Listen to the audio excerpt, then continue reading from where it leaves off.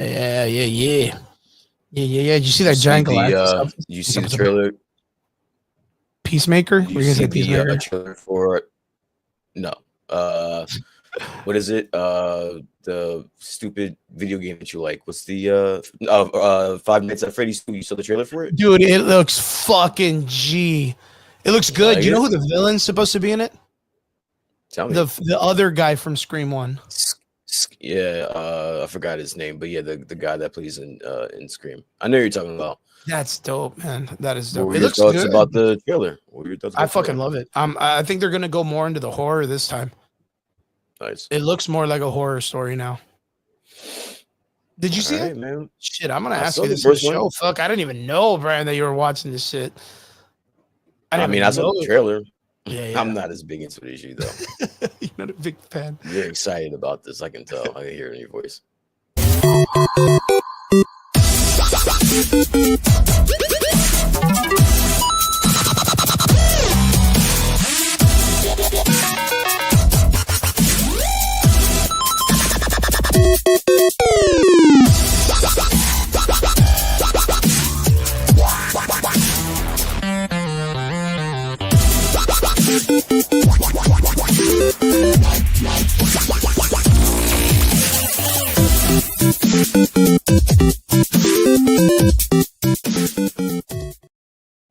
What is up? What is up? Welcome back. It's Sunday night. You're here with the Average Boys podcast. It's your boy Crispy, and I am here with my boy Brian D from New Jersey.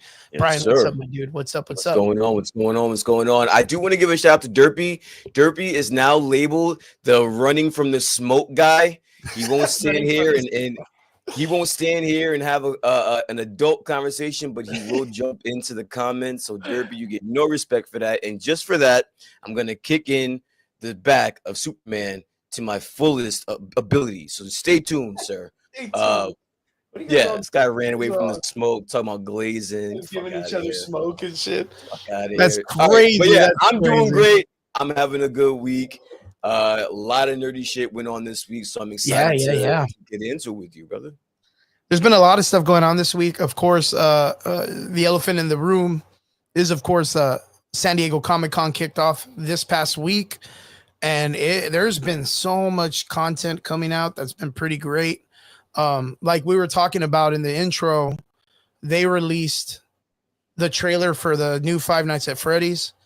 And I totally like fucking went over my head, Brian. I didn't think you were going to bring it up because you weren't like a big fan of the first one. You didn't really like dig it at all.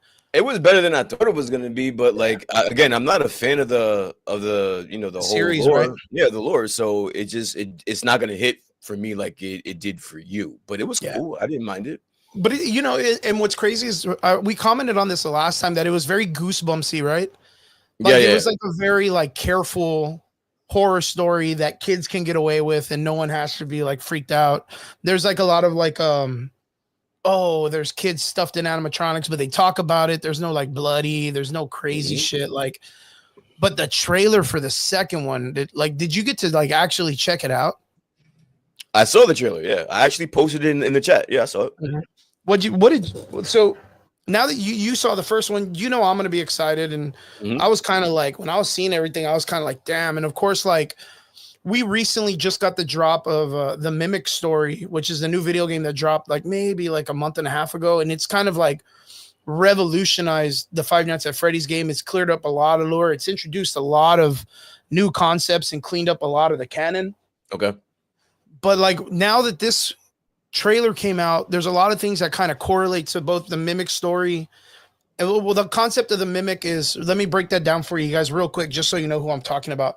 There was an animatronic. What's up, Sharpie Muscles? My boy Alex, dude, coming in from Kick. That's right. I just want to make an announcement. We are streaming right now on Kick. We're trying it out for the first time. I actually did not post on Twitch. Sorry, everybody that watched on Twitch. I got like one or two dudes that watch, but I appreciate all of them. But we're going to try Kick out for a bit. I kind of feel like it's got a little bit of momentum and it's kind of cool, chill. Maybe we got the opportunity to reach some more people. But thank you guys for jumping in on Kick. We appreciate you. So, guys, if you can follow Sharpie Muscle, you got Kick. It's my boy right there. Going back, I really think that Kaufman and the person that runs Blumhouse really listened to the audience. And when people are coming out saying that it wasn't a scary film. Like it kind of was like, you know, what we talked about, like very goosebumpsy and safe. Yeah. I think they're going to push the envelope on this, dude. The Mimic character was a creature that was created, or animatronic that was created by this man named, what was it? Like Edwin or something like that. He was the prior character before the Springtrap guy, William Afton, and Henry, which was his partner. I think I forgot his name, but he's, like I said, he's brand new in the game. But he made this character called the Mimic to help babysit his son. But this character could like wear all the costumes and like change its body to mimic all of them and do what it needs to do.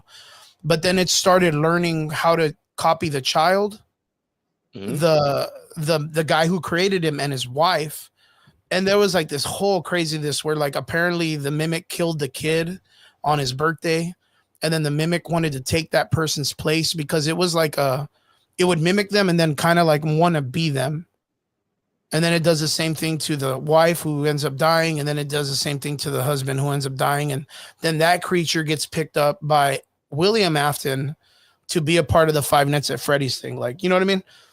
Yeah. So like they brought this character in that's like probably like the worst idea in a horror film, because he copies everybody's personalities and then becomes a copycat killer of all these guys with bad personalities. So got it. There's a lot of things that are going on in the trailer that are very much like the Mimic story, but the second location and the second story of it deals with animatronics that are part of the original Five Nights location. So imagine like a Chuck E. Cheese being the primary, and then they make like a store dedicated to just the mouse, and then one dedicated to just the elephant drummer or the gorilla character. Like everybody gets their own like themed location. That's the Freddy's character. One character from that one was established to have his own place. But there was an original location that had all the original characters. And in that one, Henry, who, again, if they end up going with the way that I think they're going to go, they're going to have the first character from Scream play that guy. The William Afton character kills his daughter, and then she ends up possessing one of the animatronics in that story, and then kind of goes on a revenge thing and all that stuff. And she's the one inside the present. Like there's a big box, that present, the gift box. Okay. She's the animatronic in that one. And that shit looks like, it looks scary, dude. Like, I mean, that one's like the long, creepy fingers. There's like the part where the girl's running from this like weird creature that's behind it that looks like an alien. Like, it's just the design of it is very Slender Man. It's very Slender Man. That's the easiest way to explain it. And yeah, it just goes around and fucking kills people or whatever. It's kind of like, I don't know, like it just kills motherfuckers. That's all it does. I get it. But the thing is, since William Afton killed the kid, then Henry wants revenge. So like that's the whole like back up the premise story of the story. Yeah, it's the whole premise of the story. So Abby will be called back, I'm guessing. She will go to the place because they probably went over there to free Charlie. She was like the first, other than the Golden Freddy character, right? That's in the first movie, the one that can kind of like teleport places, the one that's in the car with the girl and all that stuff. That's Golden Freddy. Yeah. Natural. It's really crazy, like, because in this story, like, there's not a lot of like supernatural stuff going on. It's pretty much just like you kill a kid. It's like the cult shit, right? Like the cult stuff where like they embed someone with some evil spirit or whatever. There's never like a ghost figure. Okay. So that was the Golden Freddy, the one with the one eye, the one that's in the taxi. He could like, it's pretty much never explained why he can do the shit that he does. Okay. But like, I don't know. I really wonder like if they're gonna go with some kind of like supernatural thing, like if the crying kid, which is the one inside the present's gonna like reach out to the other animatronics, or like they feel like her, I don't know, agony or something, and they want to go help her, and that's why they call Abby, because she already saved them in the first one, right? She saved all the animatronics in the first one, technically. But then I don't know what they're gonna do with William Afton, because the Springtrap dude or whatever, like his character's always been really weird. They never really could explain very well, like how does he come back to life?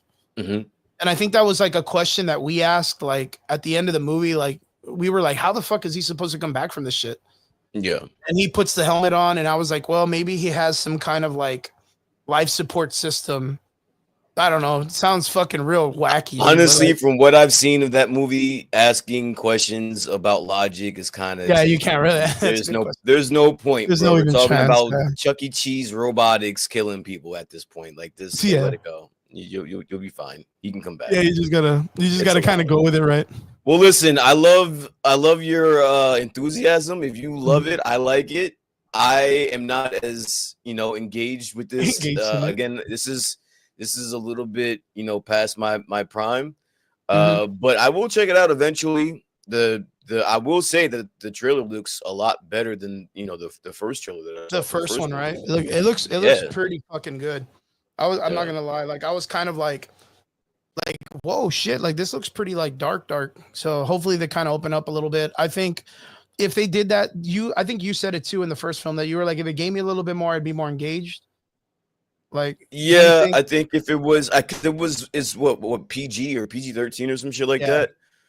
It's like that. So if it was like just a flat out rated R horror movie, I think it would serve a lot better for people like me. But I understand I'm not the demo for yeah, this. pretty much. So Rob Biggie says, "Bro, it's because Brian's too scared." LOL. Just kidding.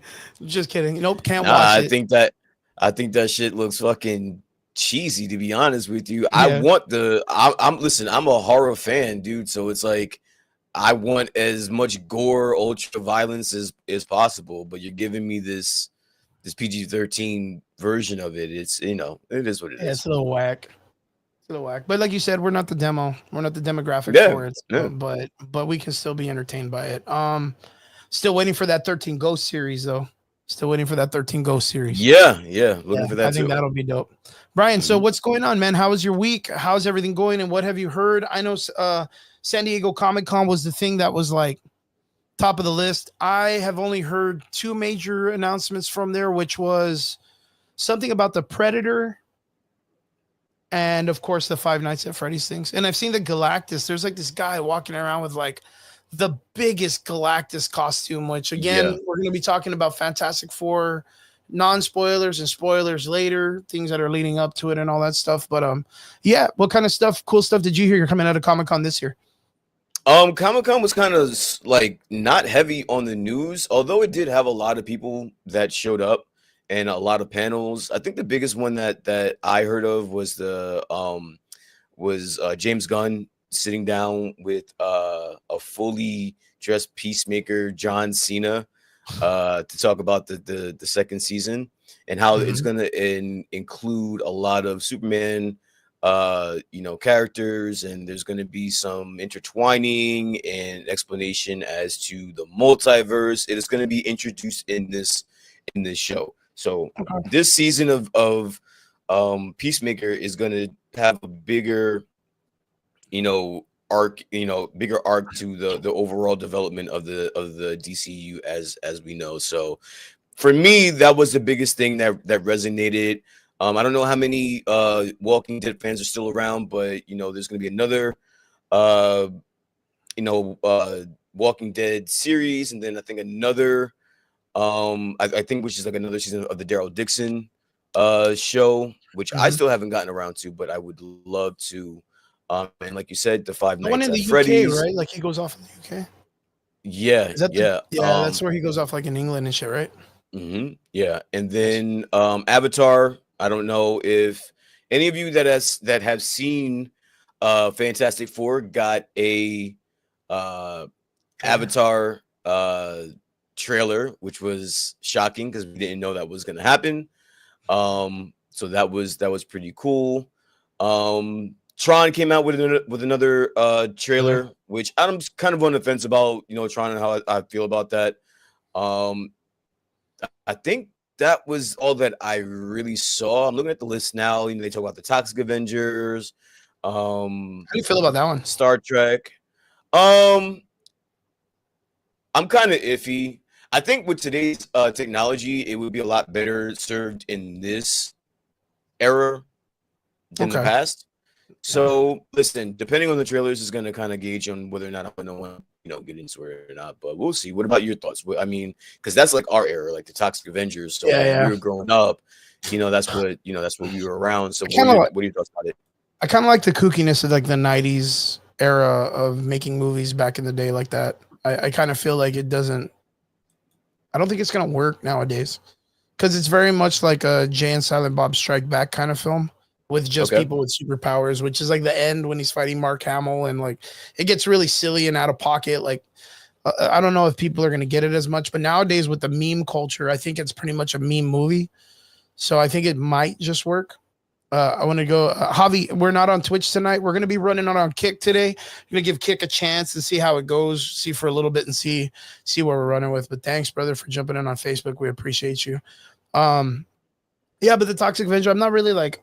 I mean, back in the day, it was pretty cool too, but like corny cool. Like you saw it because you were like the cool kid in school, like the skater kid, and you ran your Jinko pants, and you're just like watching some weird shit. Like there was something about it that was like, if you were to mention it to the cooler kids in school, they're gonna be like, "Ew, I'm not gonna watch that. That's stupid," or whatever. It was like the Ren and Stimpy of films, right? It has some corniness. It has a lot of like sexual innuendos, and it's got like a gory amount of grotesque violence to it for no reason. But that's the whole trauma like theme of film, and that's what I think. Of course, James Gunn is a huge fan of that shit. Huge fan of that stuff. He practically grew up making those kind of films, but we've seen it before where those films only work for like series because it's more of like the Rick and Morty. It's more of like the really out of pocket series that come out, right? Mm-hmm. Like a lot of people will watch it for the first, maybe second season, and then they kind of fall out. You know what I mean? It's there's that weird humor, the Taika Waititi and James Gunn humor that works for like the first part, but the longer you let it go, the longer the joke gets kind of like eh. So I don't know, man. I don't know. I've seen the trailer and I'm not really like, I don't know. I'm not hyped about it. So okay, all right. Well, there were just a few more things. Like Rob says in the comments, there is talks of a Friday the 13th coming back. What are your thoughts, being that you're a horror fan as well as I am? Like, yeah. What are your thoughts about Friday the 13th coming back? I mean, I'm cool with it. I mean, I think right now is a really great time for horror films to come back old school ways. I mean, if you look at like Art the Clown, the Terrifier kind of shit like that smashed the box office in its own way, right? Yeah. And it doesn't take itself too serious. I think the last time we talked about this was like the Texas Chainsaw Massacre when we had our friend on the show that was working on it. Yeah. But if it takes itself too serious, I don't think it works, dude. But if it's like out of pocket, old school Jason, him walking around doing his crazy stuff. If they were to take a book or a page out of Dead by Daylight, I think it works. Mm-hmm. I really think it works. If you just make it as it is and you don't kind of make it a fucking layered film like Arthur or the Joker or whatever, if you just make it as is, I think it works great. I think it's fantastic. If it takes itself too serious, it fucks it up. That was the problem with was it the Leatherface character, or what was the one that Rob Zombie was doing, where he like took it like, oh, he's in an insane asylum and he was just a big kid and he was kind of like special needs and all this other stuff. Do you remember that? House of a Thousand Corpses? No.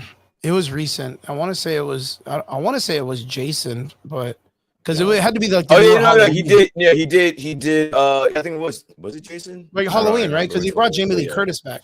It might have been Halloween. Yeah. But like I think like those films, like they take itself way too serious. They try to give us some crazy origin story as to why this person does this stuff, and it's like, I don't really need that. I just need to know he fell in a river. People made fun of him because he was like a 6 foot, 380-pound virgin that was muscular as shit. And then he just comes out and starts fucking people up, dude. That's all I need. It was Michael Myers. Yeah. There we go. Halloween. It was Halloween. It was Halloween, but it was 2007. You said it was like a couple years ago. It was 2007. That's for me a couple years ago. My brain don't work that way. I'm like, wait a minute. He came out with another movie a couple of years ago, 2007. Well, that was like the last movie Rob Zombie made that no one cared about. Like no one 20 years ago. Yeah, but in that concept, like that was when, I mean, that's kind of when all of the movies like that started disappearing, if you think about it. They weren't making any Freddy movies. They weren't making any Jason movies. They stopped making Michael Myers films after that. Like a lot of those films, kind of like Texas Chainsaw Massacre, they came out with it right near Stranger Things. Like everything kind of died out and no one touched it because they were like, oh, these films don't work. And I just think like the simplicity of it works where you can, like, you know, no shitting on it, but like the Superman theory, you go in, you turn your brain off, watch it. It's a good movie. Like you don't think about the layers and all that stuff. And then boom, that's it. Mm. There was another Halloween that came out, but again, did it use that formula where it takes the Michael Myers character and makes him to where he's like, oh, he's just misunderstood. Yeah, he's just misunderstood. If they do that, I think it fails. I just think it fails. Yeah. Like okay, so like for you, like you're a big horror fan. You're probably a bigger horror fan than I am. And Jason and Robert and Javi in the comment section, they seem like they're pretty big horror fans. Which ones do you prefer? Do you prefer the newer iterations of these characters, or do you prefer the originals? I'm over it, to be honest with you. Like, you know, I didn't really give my thoughts on this Friday the 13th. I don't necessarily need another Friday the 13th. We've been getting them since like what, the 70s and 80s, bro. Like I'm good on it. There's only but so much you can do with one character. It's the same thing. I'm more partial to slasher, jump scares type, you know, Conjuring, like the newer versions, like the mid 2000s. I would like to see more of like expansion, yeah, like the expansions of like the mid 2000s. I think like the mid 2000s was a great time for horror movies.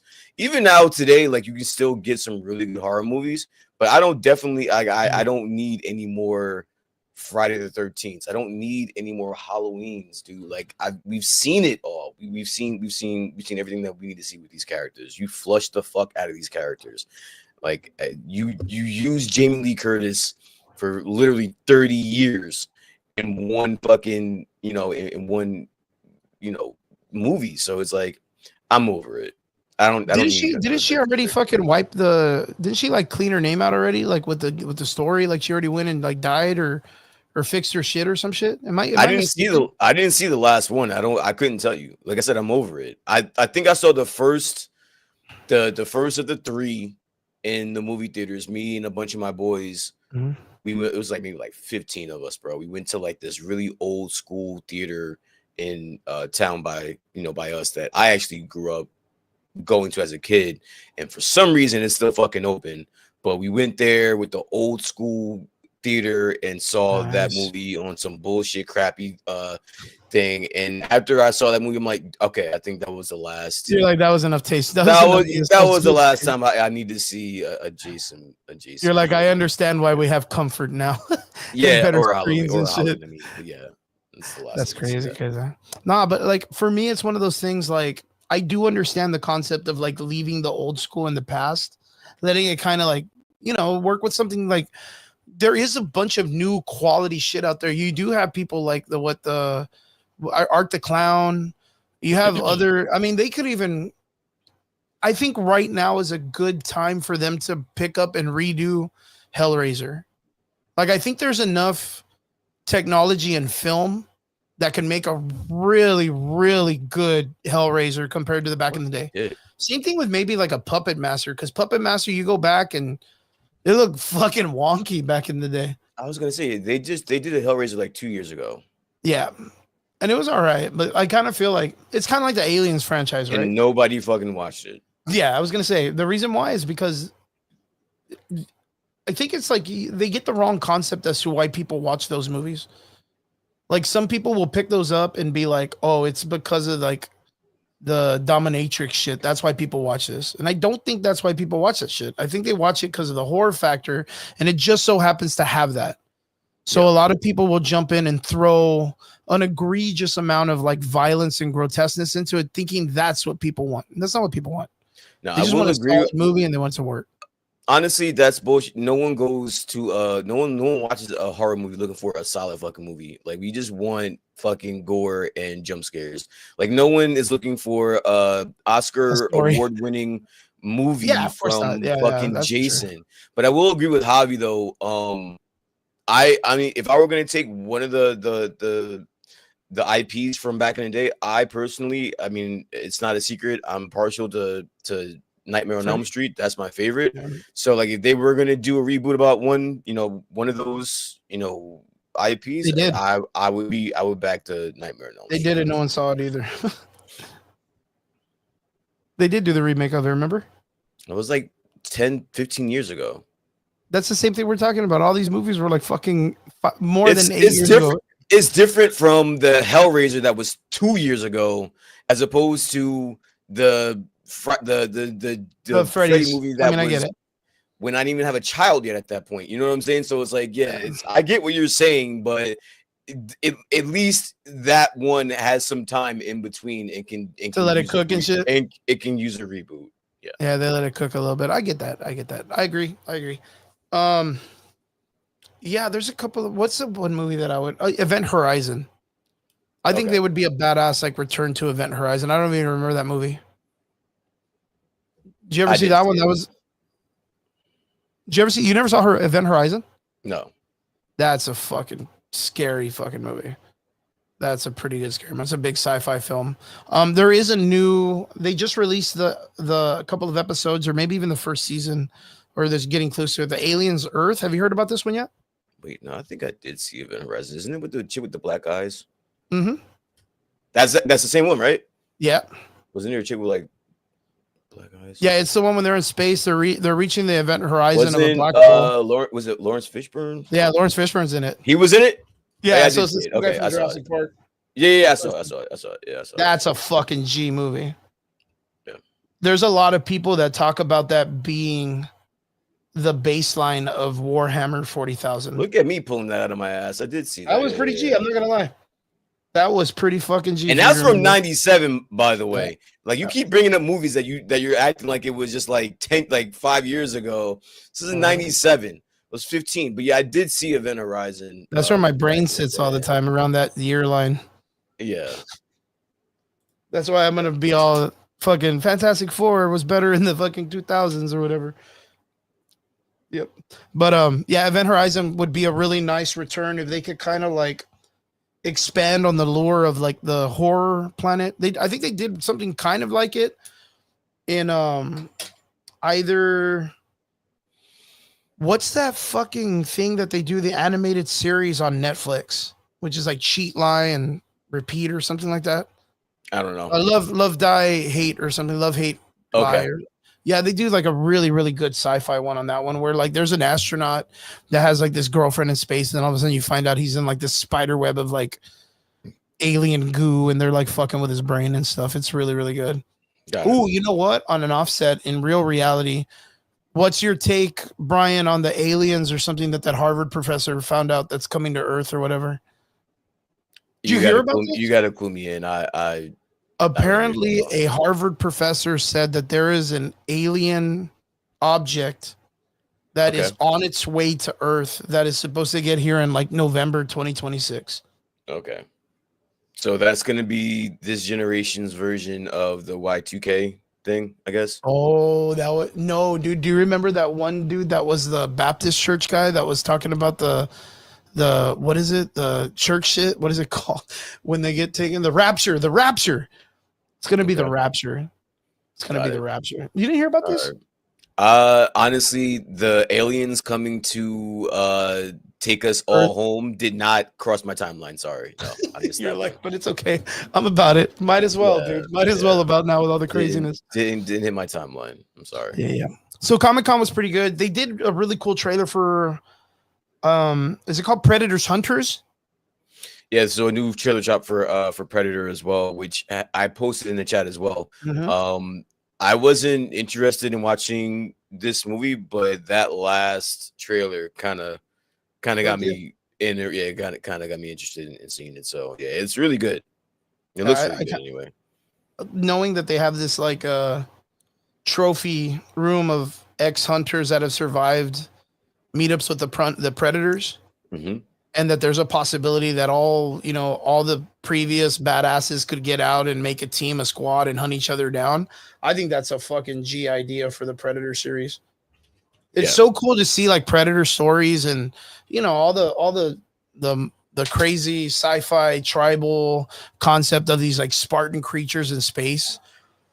But it always feels like every time we get put in a situation with them, like as human beings, we're like super inadequate, like to be able to fight for ourselves or do things, and it's always like a MacGuffin situation that they end up being like, "Oh, you got me, bitch. There's mud," or "Oh, I didn't think mud was going to be a big factor," or the revolver. I didn't think the revolver was going to be a big factor, or what was the other chick? Arrows and bears, or I don't know what the fucking chick used in Prey, or boomerang. Did she use like a boomerang or something?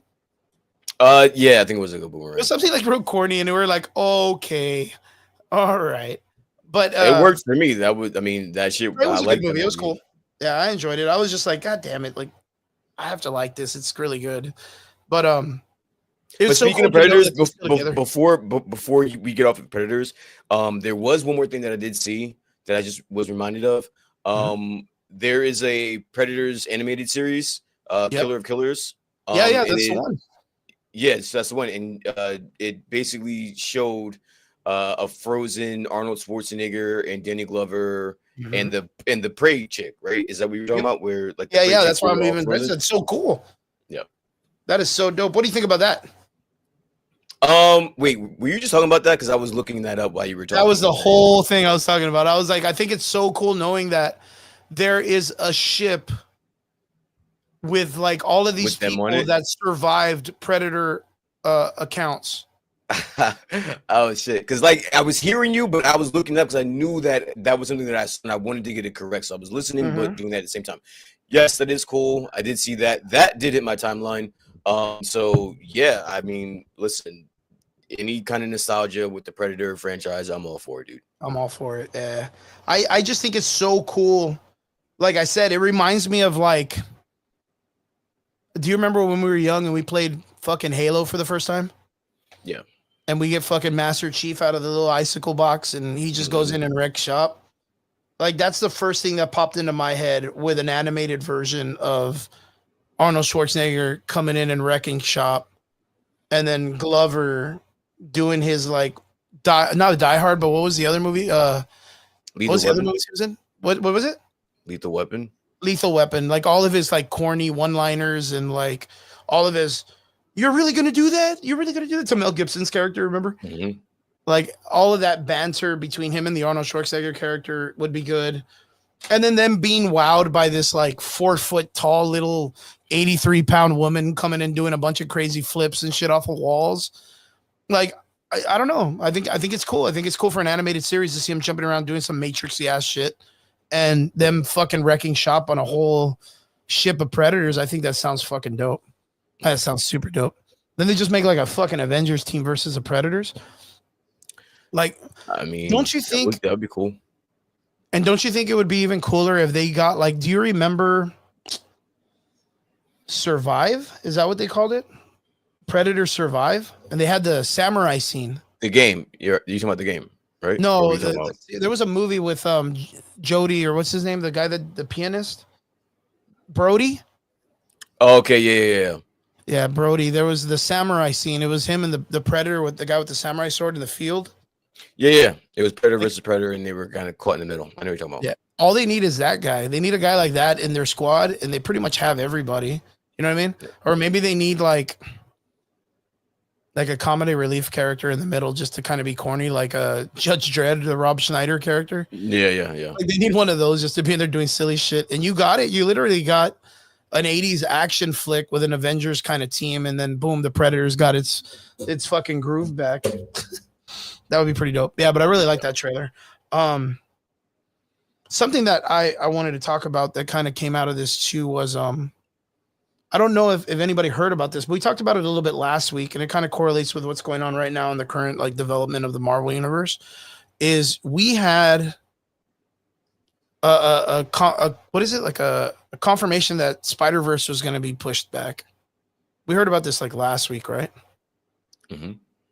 And I've been hearing a lot of people that are, of course, they're a lot of the community's upset that Miles Morales is not going to be in a live action version of the MCU. How do you feel about this, Brian? I just think he's not going to be in a live action now, or anytime soon. It's not saying indefinite. that it won't be right. That we won't. We just have to wait until after the animated movie is out. So I think this delay was only like a week or two. It wasn't significant. It's already been delayed, a year or two, whatever. So yeah, so it's not that big of a deal, on the grand scope of things.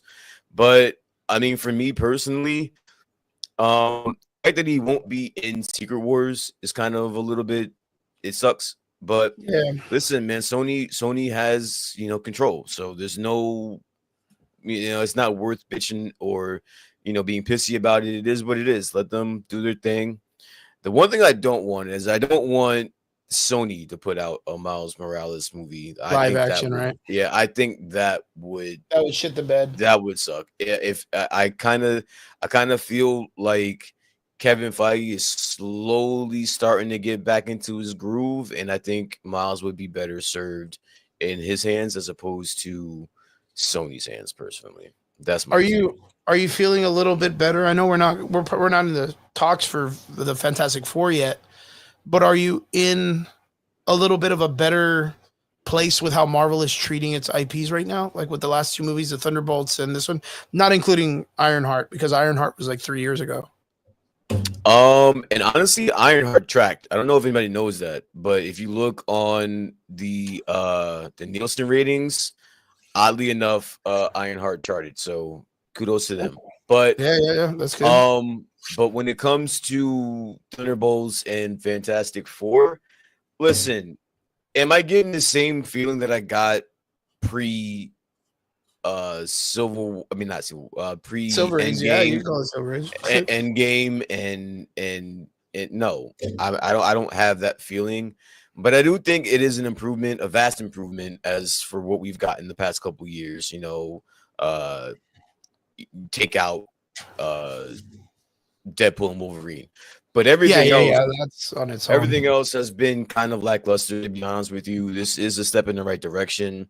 I don't think they're going to be able to course correct in a matter of a movie or two, but I mean, hey, look at the ratings and look at they're basically neck and neck with Superman. So it's improving. So and you can't ignore that. With the Spider-Verse being pushed back, and Kevin Feige kind of coming out and confirming that they have no desire to try to do a live-action Miles Morales at the current moment. He didn't say that. He just said that he was told not to touch him. He didn't say he doesn't have a desire. He doesn't say he doesn't have a desire. Yeah, the concept he just can't. He was just specifically told not to touch him. Okay, so there was. That means there was a conversation. Like there was a conversation that was had, and they were told, no, you're not to touch him. But are they in a concept of who said no to? Like Sony said no or Kevin Feige said no? Because we don't even know how to confirm that. Well, the only person that would be able to say no are the people that own Miles Morales. Sony would have to say no. Now it'd be Sony. Yeah, now it'd be Sony. Yeah. So, so let's say Kevin Feige says we just aren't allowed to touch it or whatever. And we know Spider-Man's going to be pushed back. There's no Miles Morales. And Miles Morales does play a pretty pivotal role in Secret Wars itself as a film or as a comic book. Because we know 100% this isn't following anything in Secret Wars almost, right? We don't know. Oh, yeah. Well, they really can't. They can't because... Yeah, I mean they can. I mean they can because I mean you guys think about it. What was Secret Wars? It was the ultimate universe versus the main timeline, right? That's what that was. Time runs out. Yeah. So that's not Secret. Yeah. So, but that's where Miles Morales is introduced, right?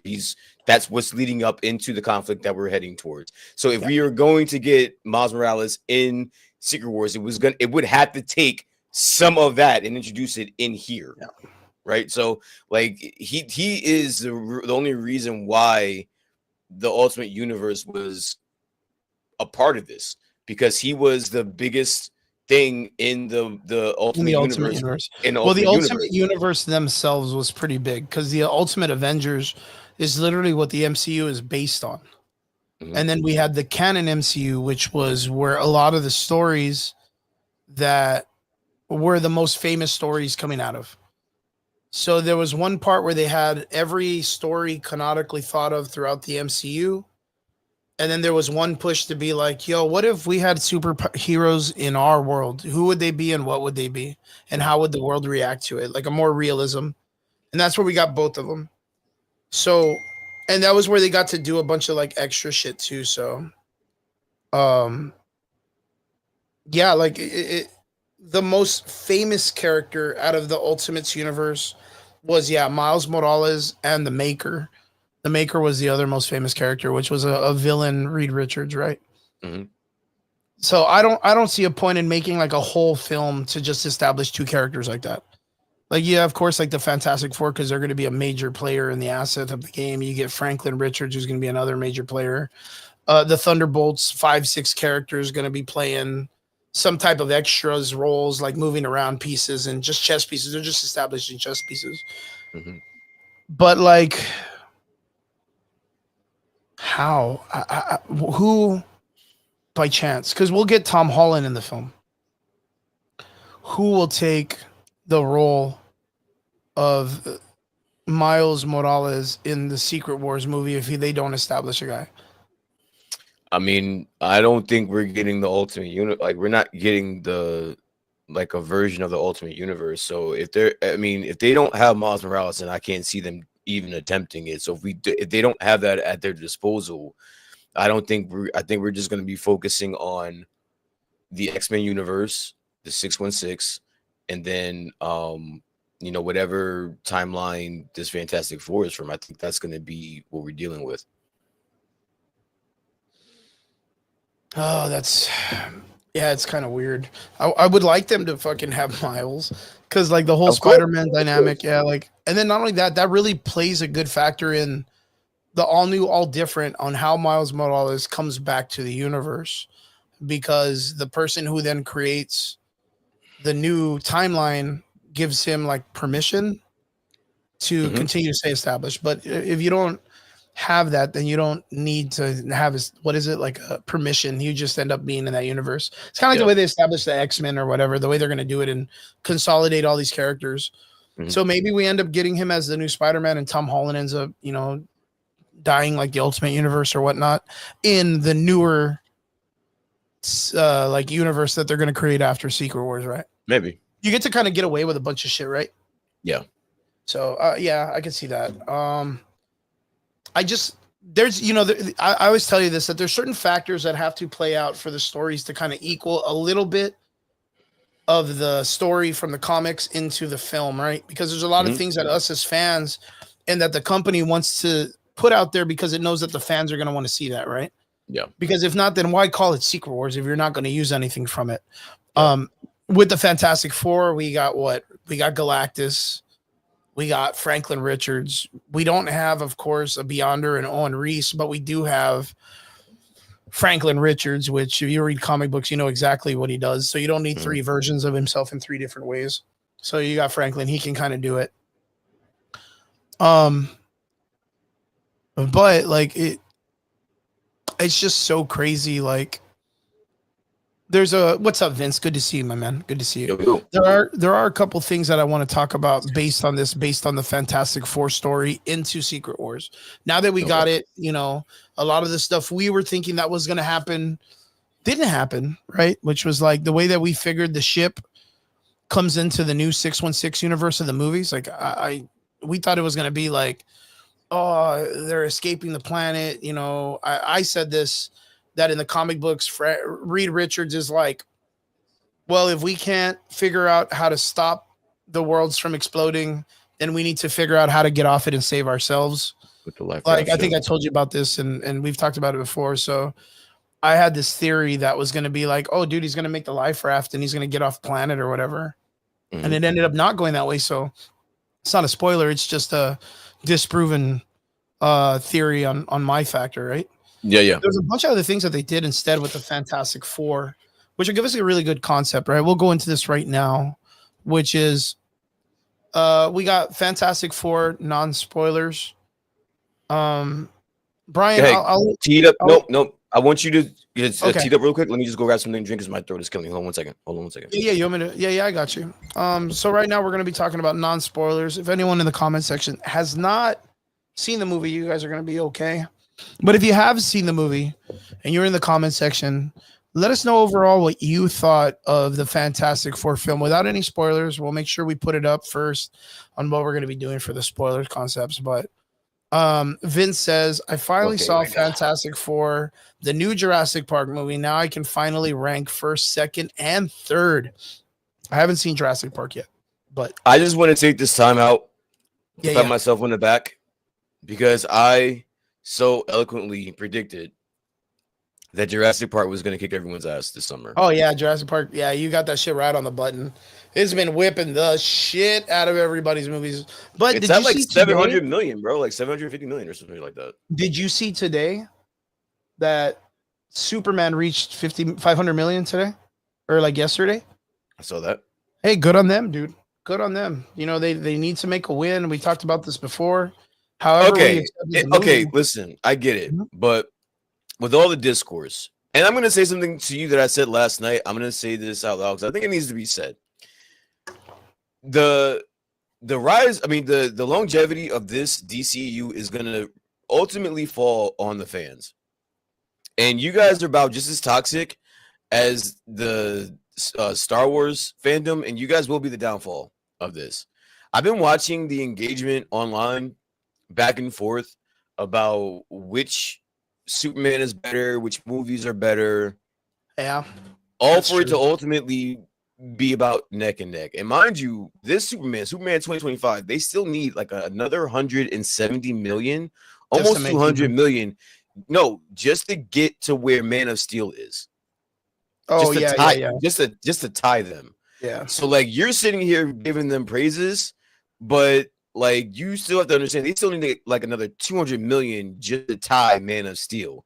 So we went through all of this bitching back and forth for absolutely no reason for a movie that came out 10 15 years ago to be ultimately making more money than this one. This is fucking insane.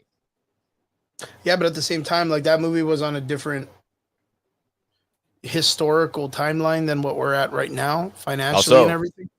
Well, I mean, it was what before coronavirus.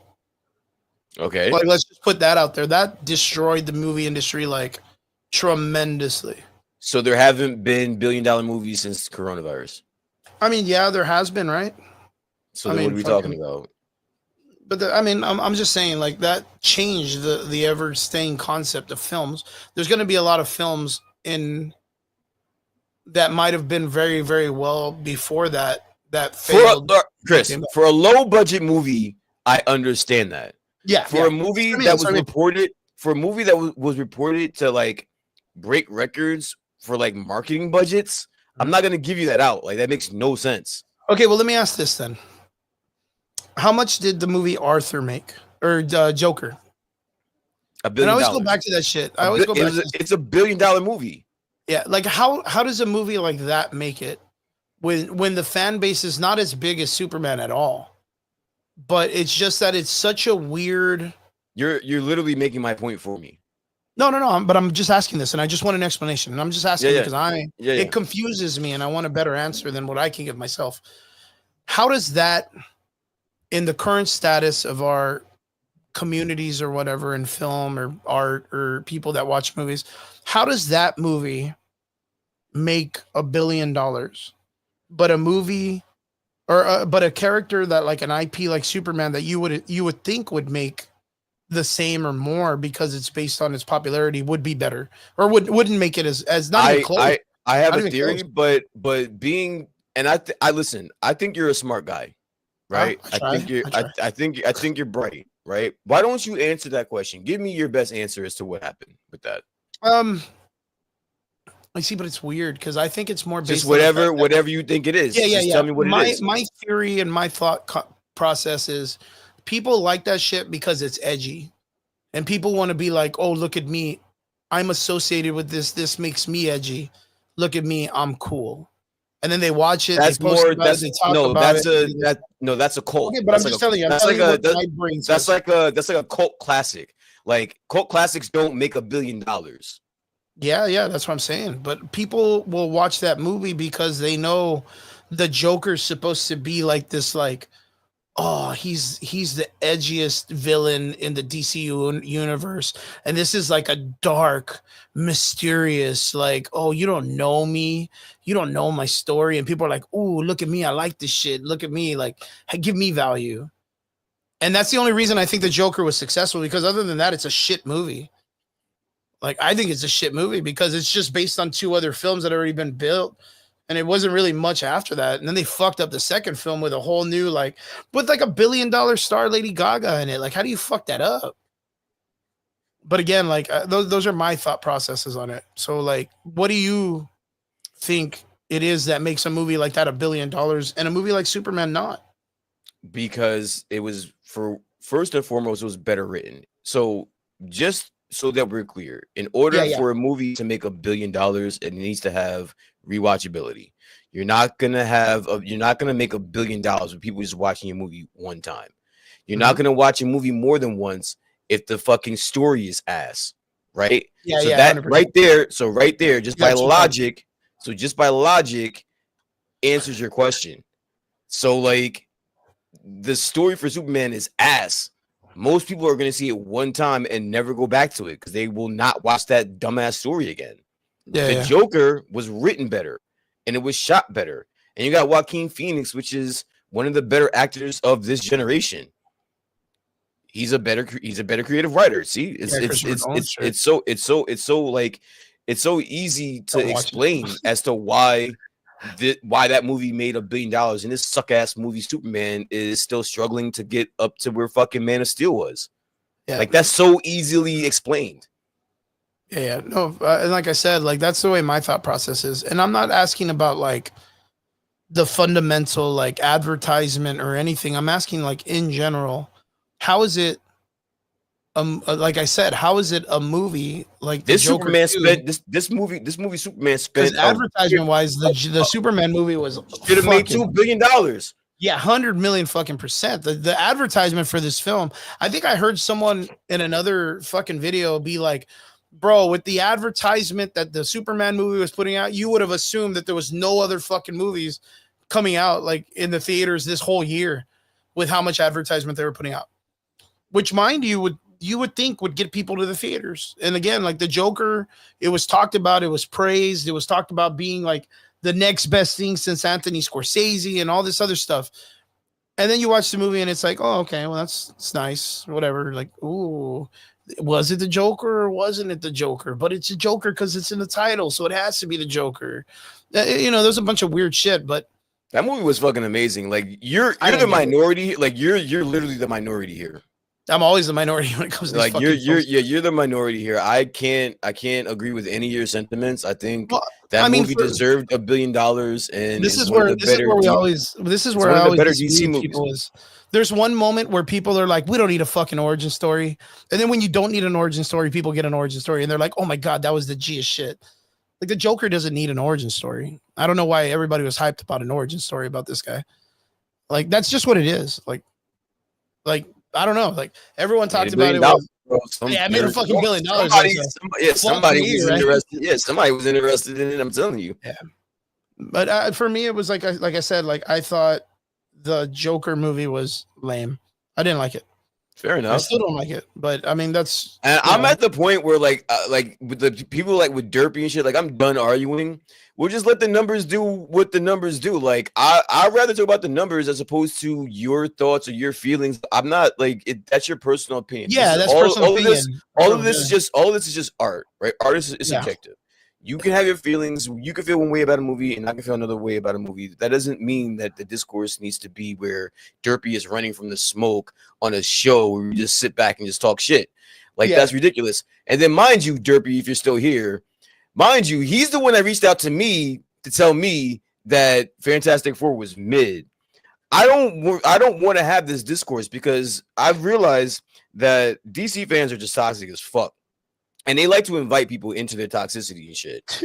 I'm not gonna sit here and debate whether or not Superman is a good movie or not. That shit is complete ass, and these numbers Even are the fucking concept of it too right now. yeah, I and think, these numbers are reflecting that. So if you want to debate that, I'm sorry, I'm not gonna do it with you. I If you think right like now it, the if you like it, I currency- love it. Hold on, Chris, just let me get my shit off Yeah, real go quick. for it. Sorry about that. If you like it, I love it. So like, I'm not gonna debate you. I'm not gonna argue with you. You know, just have at it, man. If don't worry about the numbers. If you like the Superman shit, just enjoy it, bro. Don't compare it to the Man of Steel because it's probably not gonna get there. It's probably gonna stay around the 500s. That whole Man of Steel shit, that talk, that dunking on Man of Steel shit is dead. Like this movie can't even outperform that. And I don't want to hear about no fucking inflate. I'm not even gonna use the inflation shit, bro. Like that shit is weak, man. You guys spent like so much money to make this movie, and I still think there is some fishy shit that's been going on with the numbers and the marketing behind this shit. But I can't prove that shit. So it is what it is, and the fact that they had to go. And honestly, if I want to be technical about it, the fact that they had to go do those, they had to take those Tuesday Amazon viewings and add that to and had to add that to the weekend box office is technically cheating, but I'll allow it, which means that Fantastic Four really didn't lose this box office, to be honest with you. But that's nitpicking. It is what it is. If you guys like it, enjoy it, but just don't come to me with that shit because I kind of feel like this is stupid. Yeah, I kind of feel like the DC universe is in its current standings of like the prequels compared to the originals, where people are like, "Oh man, well the Man of Steel is better and Snyderverse." I think we talked about this before, like it being like a weird, but it doesn't matter the Snyderverse is better or not. Like that shit's But that's the problem. Is like that shit is gonna be the reason why this shit fails. It's well, because, yeah, no. Like it's because the fandom can't come together enough to identify the real threat, which is fucking Kevin Feige, who is slowly but surely priming himself up to fuck DC again, which people aren't even realizing because they're so busy talking about Man of Steel or Superman 2025. Like argue amongst each other. They're not understanding that the real threat is Kevin fucking Feige, bro. Yeah. And he's coming for their ass. Yeah, and they don't have anything, and they don't have anything to compete with what they have coming. Yeah. Listen, the whole time you were talking, I have this brought up, and I talked to you about this last night, right? So the slate of DC right now coming up: Peacemaker season 2, right? Supergirl, Clayface, Batman Part 2, which is not James Gunn's shit. Dynamic Duo, a Robin origin movie, Lanterns, Mr. Miracle, Batman Brave and the Bold, which is up in development, Creature Commandos season 2, The Authority, Swamp Thing, Teen Titans, a Bane and Deathstroke movie, Wonder Woman maybe, an Amanda Waller Amanda Waller TV series, and Booster Gold. Where all right, if you can't win with Superman, where is the next win coming from? The only thing you're gonna get to that's close would be a Batman film. If it's Brave and the Bold, then all right. But like still it sounds like they're focusing more on like the Batman Robin dynamic, right? So they're gonna push more on, if they're doing an origin story for Robin, they're gonna try to do a Dick Grayson to Batwing and then post up Batwing as the main character again, because again, I don't know. Damn, it sounds so horrible when you say it out loud. Like the whole list, dude. Bro, that's what I'm saying. People like what Derpy needs to be doing is he needs to be galvanizing as many fucking DC fans and people and normies as possible to band together to make this shit work. Because with that lineup, bro, they're gonna have their work cut out for them. When you have Kevin Feige with 2 Avengers and a Spider-Man coming off of a Spider-Man movie that's just coming off of $1 billion fucking movie, and 2 Avengers movies that are coming off $1 billion fucking movies. Like, you guys got to work this shit out. You got to work it out. It's not looking good. And then not only that, but then you got the X-Men right around the corner. So like, good luck, guys. Yeah. Like there's something about it, right? Like hearing, because when you told me that last night, like I went and I checked on all this shit and I was like, oh yeah, Clayface and all this stuff. But hearing you say all the lists out loud is kind of like, oh man. Like you got a half a Batman film coming out, but you got like 3 villains of Batman getting their own film. You got a Guy Gardner Green Lantern story, which all right, I guess, but you're getting a Hal Jordan TV show who's the best Green Lantern ever. You might, it's like fuck, it sounds so weird to hear it, but like we might get a Wonder Woman movie. Might. The fuck, dude? Like, how can you not establish the Trinity in a DC universe? If they're telling themselves fans, how can they not That be should have worried been that we're not that should have getting been that the should have been the priority? next movie. That should have been the Yeah. next fucking movie. That Wonder Woman. Want to that Wonder Woman. establish, and that's the problem with it, is like it's hard to understand because again, if I think you and I talked about this, and you made a really good fucking point about it when you were like, yo, I think James Gunn is just doing this and he's going to try to bounce. If it fucking gets dicey, like he doesn't give a shit. He's going to get paid and he's going to leave, which is the Joker 2 guy, right? When we talked about him getting blacklisted and all this shit. And yeah, that guy fucked himself pretty bad. But if you're a guy that half owns the DC universe off of Warner Brothers, like one movie, you're getting fucking money, dude. You're okay for the rest of your life. If you can get 6 of these movies out, you're like, you got generational wealth for the rest of you. You don't give a shit. You know what I mean? Who the fuck cares about Clayface? Who asked for Clayface is a better question. Like who the fuck cares about any of that shit? Like you need to establish your main characters, which I give props to James Gunn for, because I didn't even know that he did this, but okay on him. The 300 years of bullshit, the metaverse or whatever. Like he put a big mural in the thing that's like, hey, what's up, John? Good to see you, my man. That's my boy right there. Corporate homie. He put this big mural of all the history of all the major metahumans throughout history in the Justice League, and it's like, oh, okay, that's not bad. Like that's pretty cool because he's establishing something without needing to show us, right? He's showing that it's already a thing. But Superman had so many problems though. And yeah, well, I mean, fucking digress, dude. Super digress. I know I let you tear into Superman, but no, that was just a fucking PSA for all the fucking hating ass fucking Superman people that are arguing DC, with each other about DC fans. Yeah, y'all gotta pull it together, man. Don't worry about guys like me that honestly I get off just trolling you guys as opposed to actually giving a shit, because I don't got a dog in this fucking race. I like trolling you more than anything, to be honest with you. But y'all got to figure that shit out because Kevin Feige's not playing with y'all, and that's the real evidence. Even alone on itself with the DC, the current state of DC arguing with each other on what Superman was better. Like it doesn't matter which one's better because this is what you have now. Like you got to work with this motherfucker for now. Yeah. It makes me feel like there's like maybe The Rock should have beat James Gunn out for this position. Like maybe he should have, because at least he would have been like, yeah, Shazam or what is it? Black Adam gets to fight Superman, but at least you get like comic accurate characters that kind of act like the cartoons more, not comic accurate looking characters that do their own shit and act fucking weird and stuff. Yeah. Like, I don't know. Maybe The Rock should have won. Maybe he would have given people what they wanted at least. Like, and mind you, the last thing I will say, I hope everyone doesn't forget that everybody turned down this gig. James Gunn was not the first to be offered this gig. Everybody was offered this, and everybody turned it down because they knew what kind of a fucking shitstorm this fandom is at this point. And that's the reason why. And then it would have went to The Rock if Black Adam didn't tank.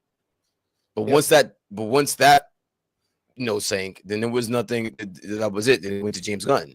Yo, you know and what? That's the reason, and that's the reason why I think it's more about the money, because you can't tell me that it's not when he's paying himself $13 million and he's paying his Superman $750,000. That doesn't make any fucking sense. Because I want to ask you guys real quick, and this goes out for Brian and everybody in the comment section. Everyone, what do you think is the better new movie now, Black Adam or Superman? I'm the wrong person to ask that. No. I need a fucking answer to this. Because it's gonna sound like hate. I honestly put them neck and neck. If I were to sit down and watch one or the other, I probably would watch Black Adam personally. But I don't think there's a major distinction between both movies, to be honest with you. They both play around the same. There's things that I like about it. There's things that I don't like about it. And I think I could say the same for both movies. I would probably lean towards Black Adam, but it's not like a major gap to where no. Because I mean, Black Adam wasn't that great of a movie either, right? Yeah, it's not a major gap where I'm just dunking on the Superman movie. So no. But I seriously want to know this from anybody in the comment section, Vince or John or whoever's out there. If you can give me your call on this. Like, I'm not asking for like, oh well, fuck Superman. I'm gonna agree with Black Adam 100%. No. Like, I want you to give me like a generalized like okay, like I went to these movies, I saw this one, I saw that one. I think coherently, it's a better movie like this one. You know what I mean? I just want to know because yeah, like you said, there's not like a big dynamic difference on how The Rock chose to do this hero format character compared to the way James Gunn did it. Except it was like fancier shots, cooler technology, like more artsy shot distances, but like story wise, it was still kind of corny. It was still like, I don't know.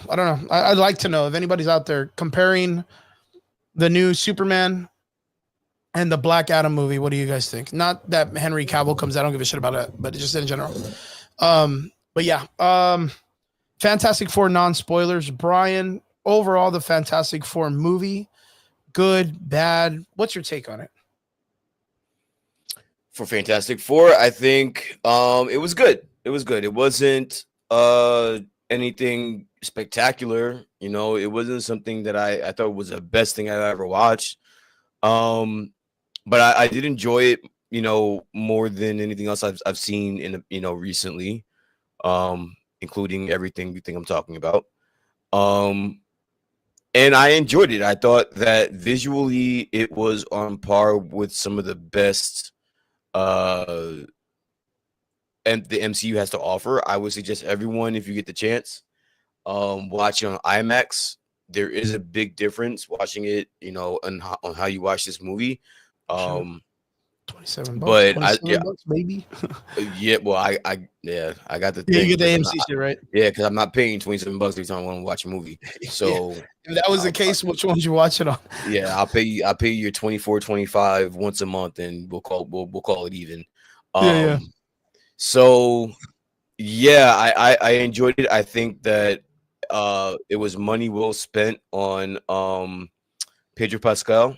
I think he is quickly emerging as one of the better talents of this generation, and they got their money's worth.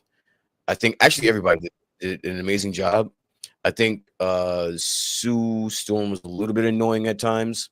Kirby, Vanessa Kirby, but she's fucking hot. She's. I didn't realize how stunning. I didn't realize how stunning she like. There's something about her. Like, she's a beautiful woman. Like, she's a beautiful woman. Yeah, she's not like a hot chick or whatever. Like, she's a beautiful. But woman. it's like it's distracting for me a little bit because really? Like, yeah, I see her like on news and TV. Like, she's beautiful. But then when you're watching her during the movie, she's just like, every time she's on screen, she's just like radiating hotness and shit like that. So like it's kind of distracting, but she was a little bit annoying sometimes. Silver Surfer worked for me. Everyone was praising Galactus. I didn't get it. Like, it was cool. But as far as MCU villains go, he's, you know, they have that trope, that saying that, you know, MCU villains are kind of trash. He kind of is right along the lines of that. Yep.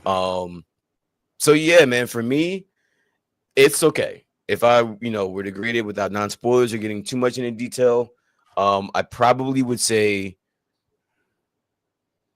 8, 7.5, like a 8. soft 8, maybe. Yeah, like an 8 out of 10. Yeah, it's slowly shaping up to like getting back into form. That's a good point. This one, Derpy. Bring it on, bro. Like, don't run from the smoke. Show me.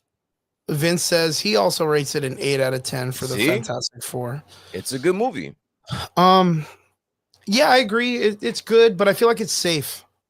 And I feel like we're like 30 something films into the Marvel universe, and again, safe isn't good for me. Like, if they have to do this, like, there's something coherently wrong with the way that they make films in the Disney Marvel landscape, which is, again, phase 4 through phase 6, because literally, or phase 5, Fantastic Four is the first of phase 6.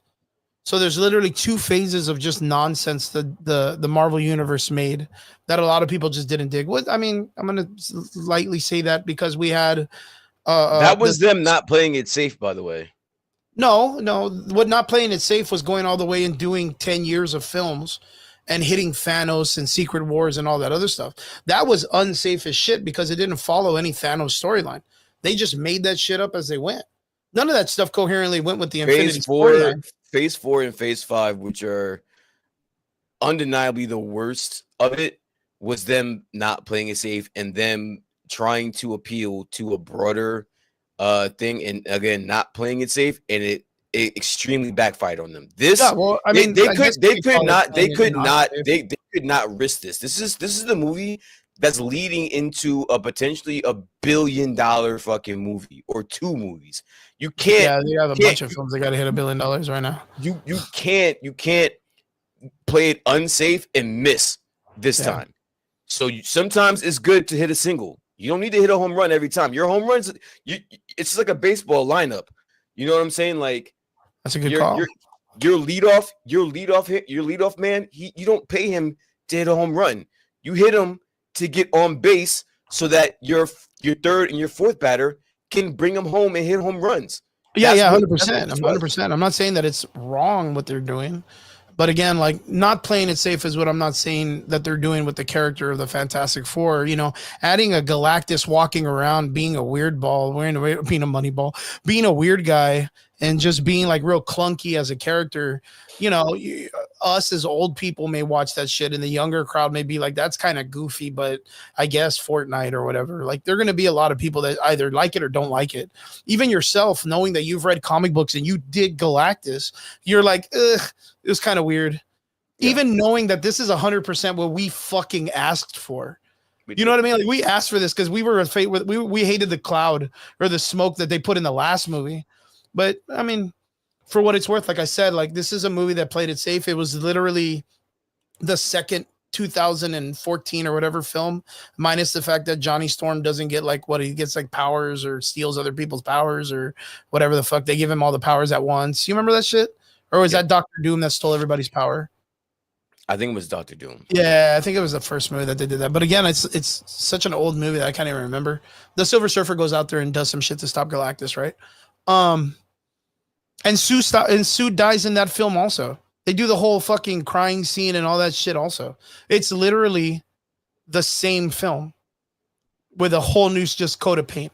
Which, mind you, the coat of paint was really nice, though. I'm not going to deny that the coat of paint was not really nice. But I meant that they played it safe in that factor. There's a lot of things that they changed from the Fantastic Four series itself.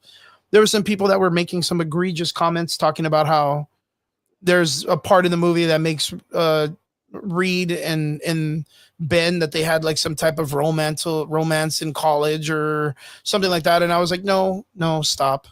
Like I said, I think the movie was safe, and that's why it doesn't really do much for me, but it was great visually. It was a lot more better visually, but it was kind of like it didn't do anything. It was simple. It was kind of I like that the chick surfed. I like the visuals of them going through space.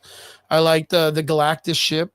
I like that they brought that back. I mean, they didn't make it seem like this dude's just literally like standing still, floating through space like a weird fucking dude. Like, he has to get into something and take off. Because it would have been fucking stupider if they just had him standing, dude, and just floating straight in a straight line. That would have been dumb as fuck, dude. But I mean, this movie kind of put it into perspective that they're literally just laying pieces for whatever it is that they're setting up for the future. Like, you can literally see it is. That's all they had to do. And that's the thing. Like, I feel like this movie could have been made like 5 years ago. Could have been right in the middle of the 4 and 5. It could have been like the biggest film that they could have brought it all together, and it wouldn't have mattered anyways. Because again, like, it doesn't really correlate into like, okay, well, how does the ship now get to the 616 if they didn't do it the way we thought, which was, you know, the planet's being destroyed and he has to come up with the bridge, right? Which is something that they do in the comic books or some shit, right? Yeah, they didn't have the property 5 years ago, so I can't really blame them for that. How They is just got Galactus it. in the comic? I've never read the comic. I mean, Galactus is a weird fucking dude. He's either a big giant body, or he's like a casually big body, or he's smaller than the Celestials but bigger than them at the same time, or he's big enough to walk through New York, but he's too big to be on the Earth because he's like a big giant like human body or something.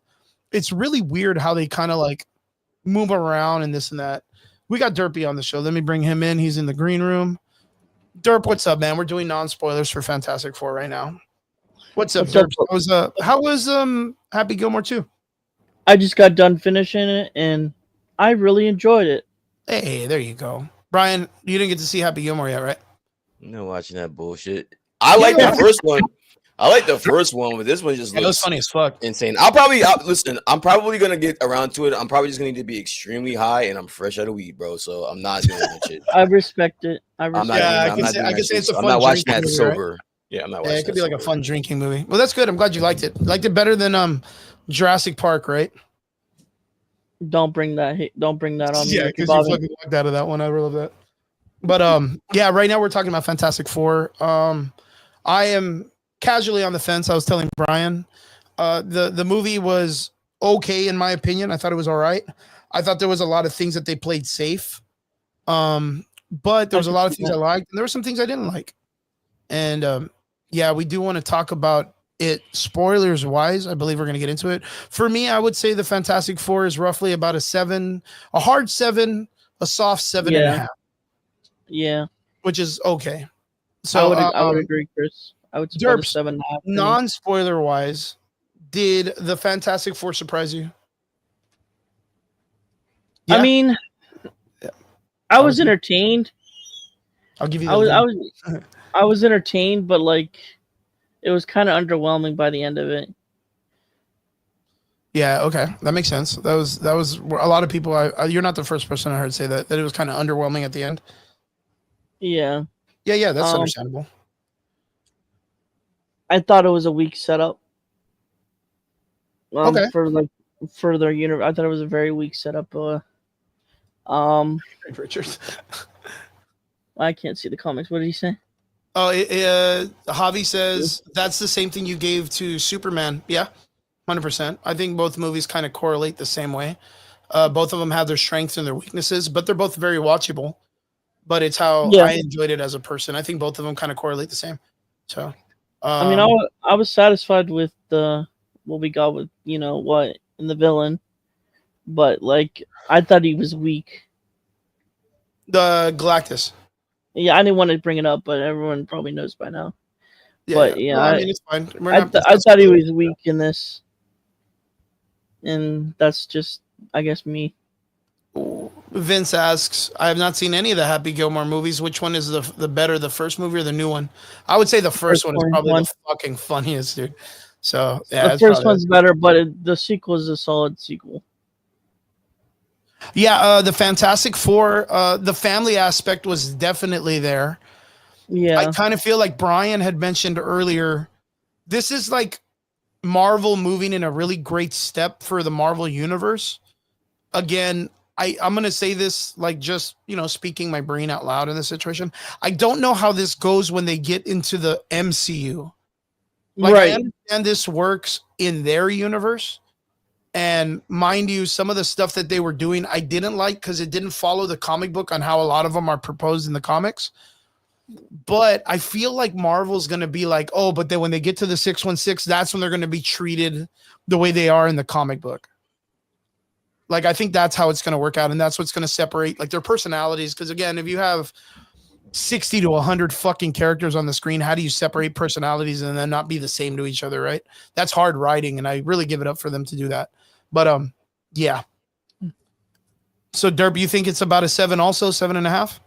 Yeah. Derps, I want to ask you this just like I gave everyone else the chance. And I think I know where this is going to go, but I want to ask you this because it's kind of important. What do you think was a better film now that you've seen it and a better path for the DCEU? Black Adam or the new Superman film? New Superman film. Okay. Yeah, I figured it was going to go that way. But any reason why?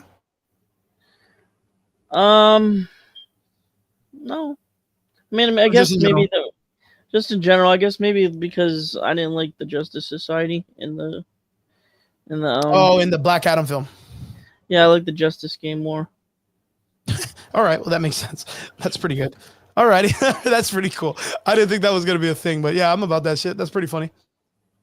All right. So okay, so boys, what do you think, man? Non-spoilers or what? Or spoilers time or what? Yeah, let's do it. Let's do it. You down for spoilers? Yes, sir. All righty, guys. Right now, if you're on the show, it's 9:26. We're about to hit the 9:30 mark. We're gonna jump into spoilers for the Fantastic Four. This is a warning to let you know we're gonna jump in, guys. If you're gonna jump out, we understand. We don't want to ruin any of this for anybody. So if you're gonna jump out, by all means, thank you so much for being with us on the show. We're about to jump into spoilers, and let's go. Let's Who go. wants to go first on spoiler talk? I've been Brian talking or all day. I'll let Derpy go. Derpy. We'll let you go first on the spoilers. Later, John. Love you, brother. Hope you're doing good. Tell everybody I say what's up. Tell Mel and the family Let's I go say hey. see this film, John. Go see it. Yeah, but check it out. I think you're gonna dig it. I really think people are gonna dig this film. It's just a good family movie. So, all right. See, that's the thing, Vince. That's the thing, Vince. That Vince's question. Okay. Which was your Fantastic Four rank from all the Fantastic Four movies in total? See, that's the thing. I think that this was the better film of all of them.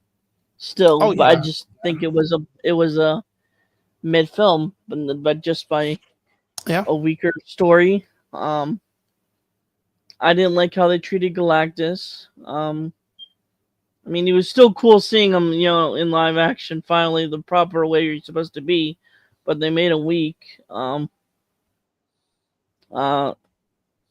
else True. can I say? What else can I say? Can I There's a lot ask of you guys? dynamics. Can I ask you guys a question really quick? What if because you guys both gave it a 7? If that's a mid movie, then what the fuck is I guess an 8 is good, a 9 is good. Like what are we basing this off of? Because I didn't know a 7 out of 10 can be considered a mid movie. I mean, yeah, because of the fact that if you go for like an 8, that's got to be like tops. Like for me, that's got to be real fucking good. I just wanted to get that understood. Yeah, no, it's got to be like if you're going into like a 9 or a 10, it's got to be like perfect. No, because mid would be like, I look at it in the sense of grades. So like it's about a 75. Like a mid is like 5, 6. Like a 7 is mid not would mid. be a 50, bro. That's failure, man. In my opinion, I'm thinking about like in the 100 grading a test or something. Fine, Brian. I'll just give it a 6 then. If you're really hurt by it, I would just give it a 6. I'm not hurt. I'm just saying like a 7 out of 10. How the fuck is that mid? And Winter what Soldier would scaling probably is be that? the top. Winter Soldier would be like a Thanks, 8, Sharpie. 5, Like Winter what kind Soldier- of Yeah. like, Winter what kind Soldier's of my sense top does that 5 all make? time. Yeah, no, I mean for me, no, like mid. I didn't even say the movie was mid. I just said I was giving it a 7, 7.5. Mid.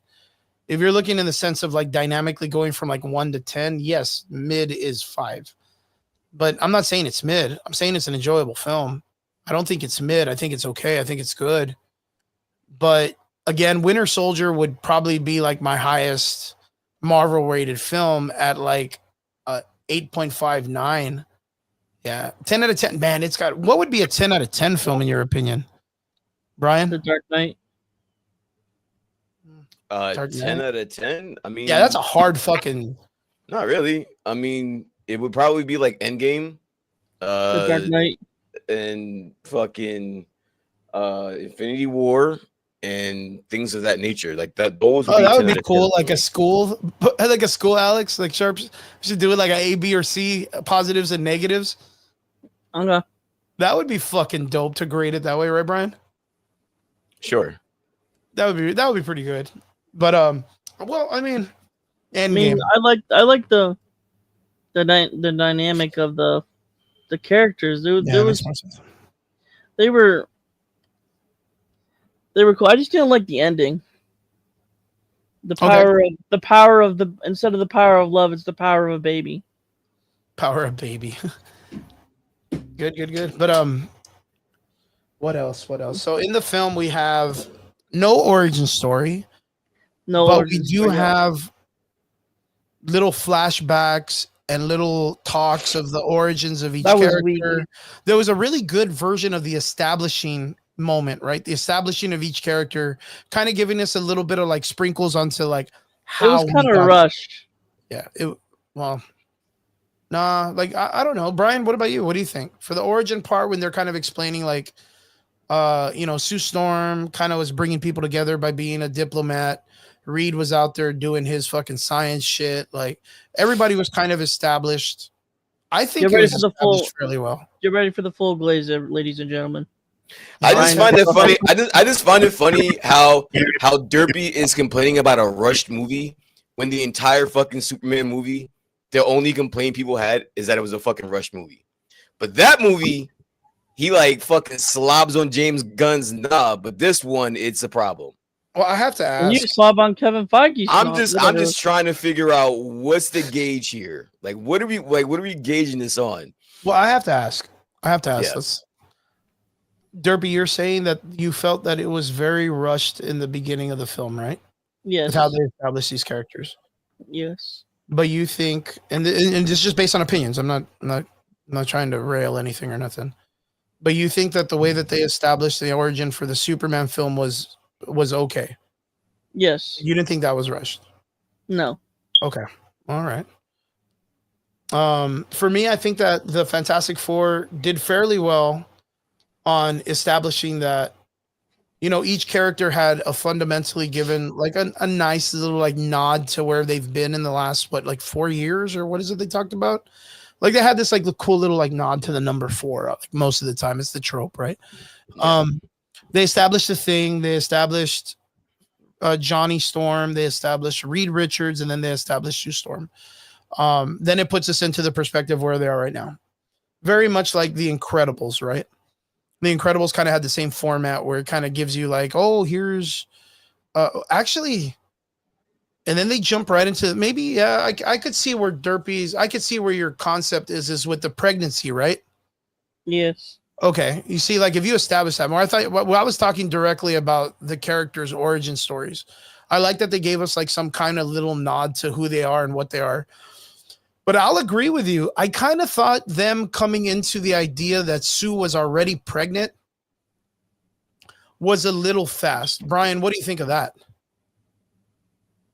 That she was pregnant. It was like the first part of the movie.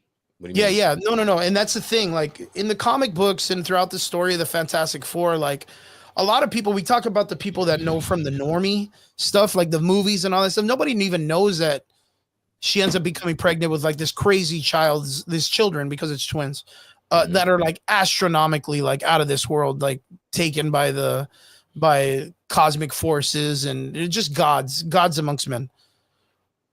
And in this one, they establish it pretty fast. They walk right in and they're like, oh, fuck. Well, guess what? I'm having a baby.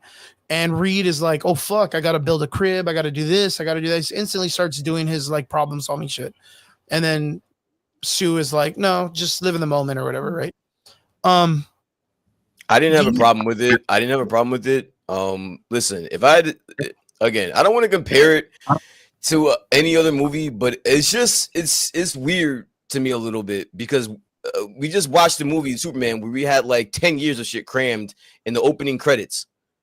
Well, yeah. And nobody has an issue with that, but the fact that she's pregnant in the first scene, it takes you out of it for this room. Like that's what I'm saying. Like, no, because hold on, just let me talk, right? Yeah, so like I get where everyone's coming from, and trust me, this movie isn't like perfect. That's not perfect. But I'm just trying to understand where we're gauging any of this, because it's like the one thing that no one can make me think differently is that both of these movies are kind of exactly the same in how they're built and how they're written. So like if one movie is acceptable in almost every aspect, it's being duplicated in this movie, one's good and the other's mid.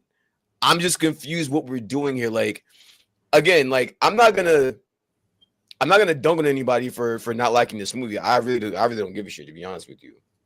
But me personally, I don't have a problem with it. Like everything was flushed out, it was explained, and not only that, but it had better acting to do it as well. It's a better written story, so it's being able to be flushed out better. Even if it is rushed, you're able to understand and comprehend and keep up. You may not like how it's moving along, but we got shit to do, buddy. We got fucking Doom coming, and we got to get, and he's coming quick. Pause. So Yeah, like no we shit gotta coming. we gotta get through this shit quick. So yeah, you guys are gonna have to put on your little fucking strap up your little fucking boots and come along with this ride.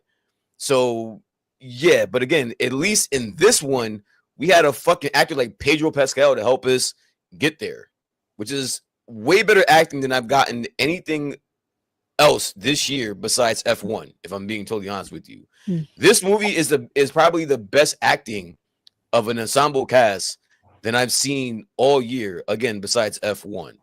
So if you're asking me if anything took me out of this, no.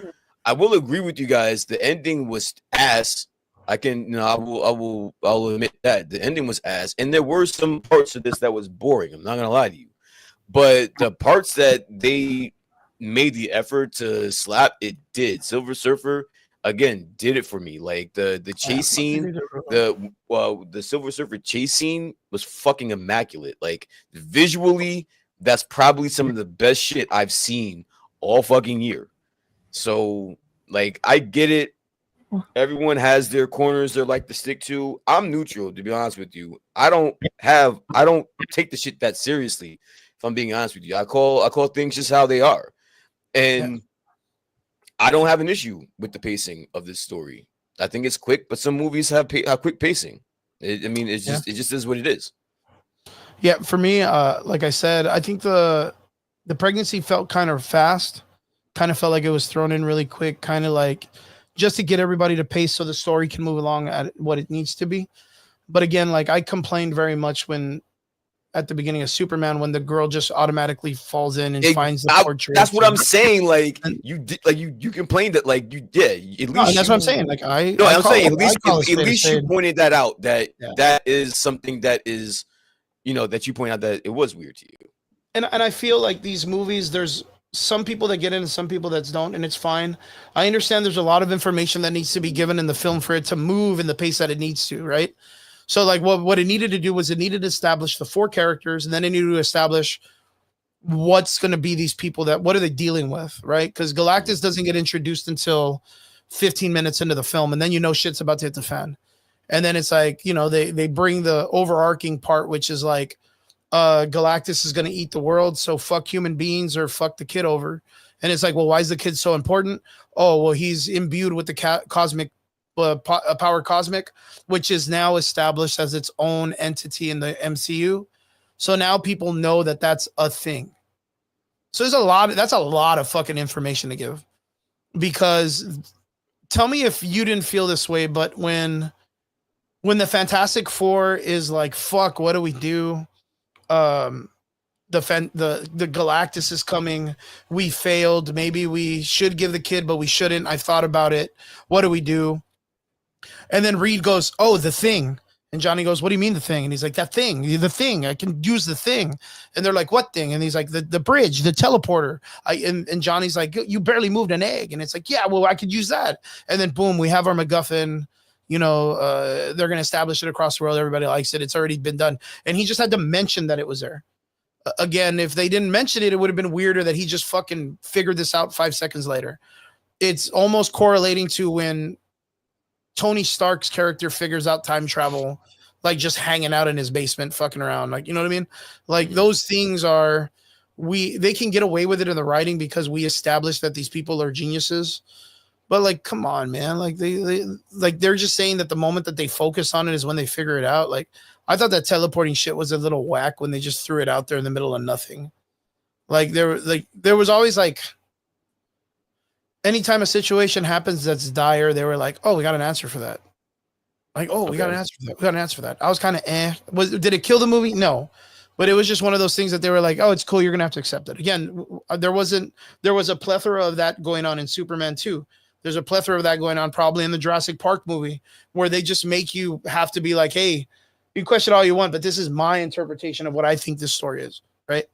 Did I care for it too much? Me, myself, no. But again, it doesn't even work until like the very end when they kick Galactus in or whatever the fuck they do. You're right. I think the Silver Surfer stole the show. I think it did an amazing job with that character. I thought the effects and everything went really well. They didn't really like yeah, like everybody's gonna fight tooth and nail that the Lauren Rad is gonna be the Silver Surfer. Never once do they ever mention them as a Silver Surfer. They just call them the Surfer. But again, Galactus has had many heralds, and this character is one of them. But the Silver Surfer is the most well-known character out of all of them. So, is there a possibility we're going to get a regular Norrin Rad? Yeah, fuck yeah, probably in the 616 part. You know what I mean? And they don't have to like deny it or whatever. Mm-hmm. But I think the female Silver Surfer or whatever they call her, the female surfer, did an amazing job.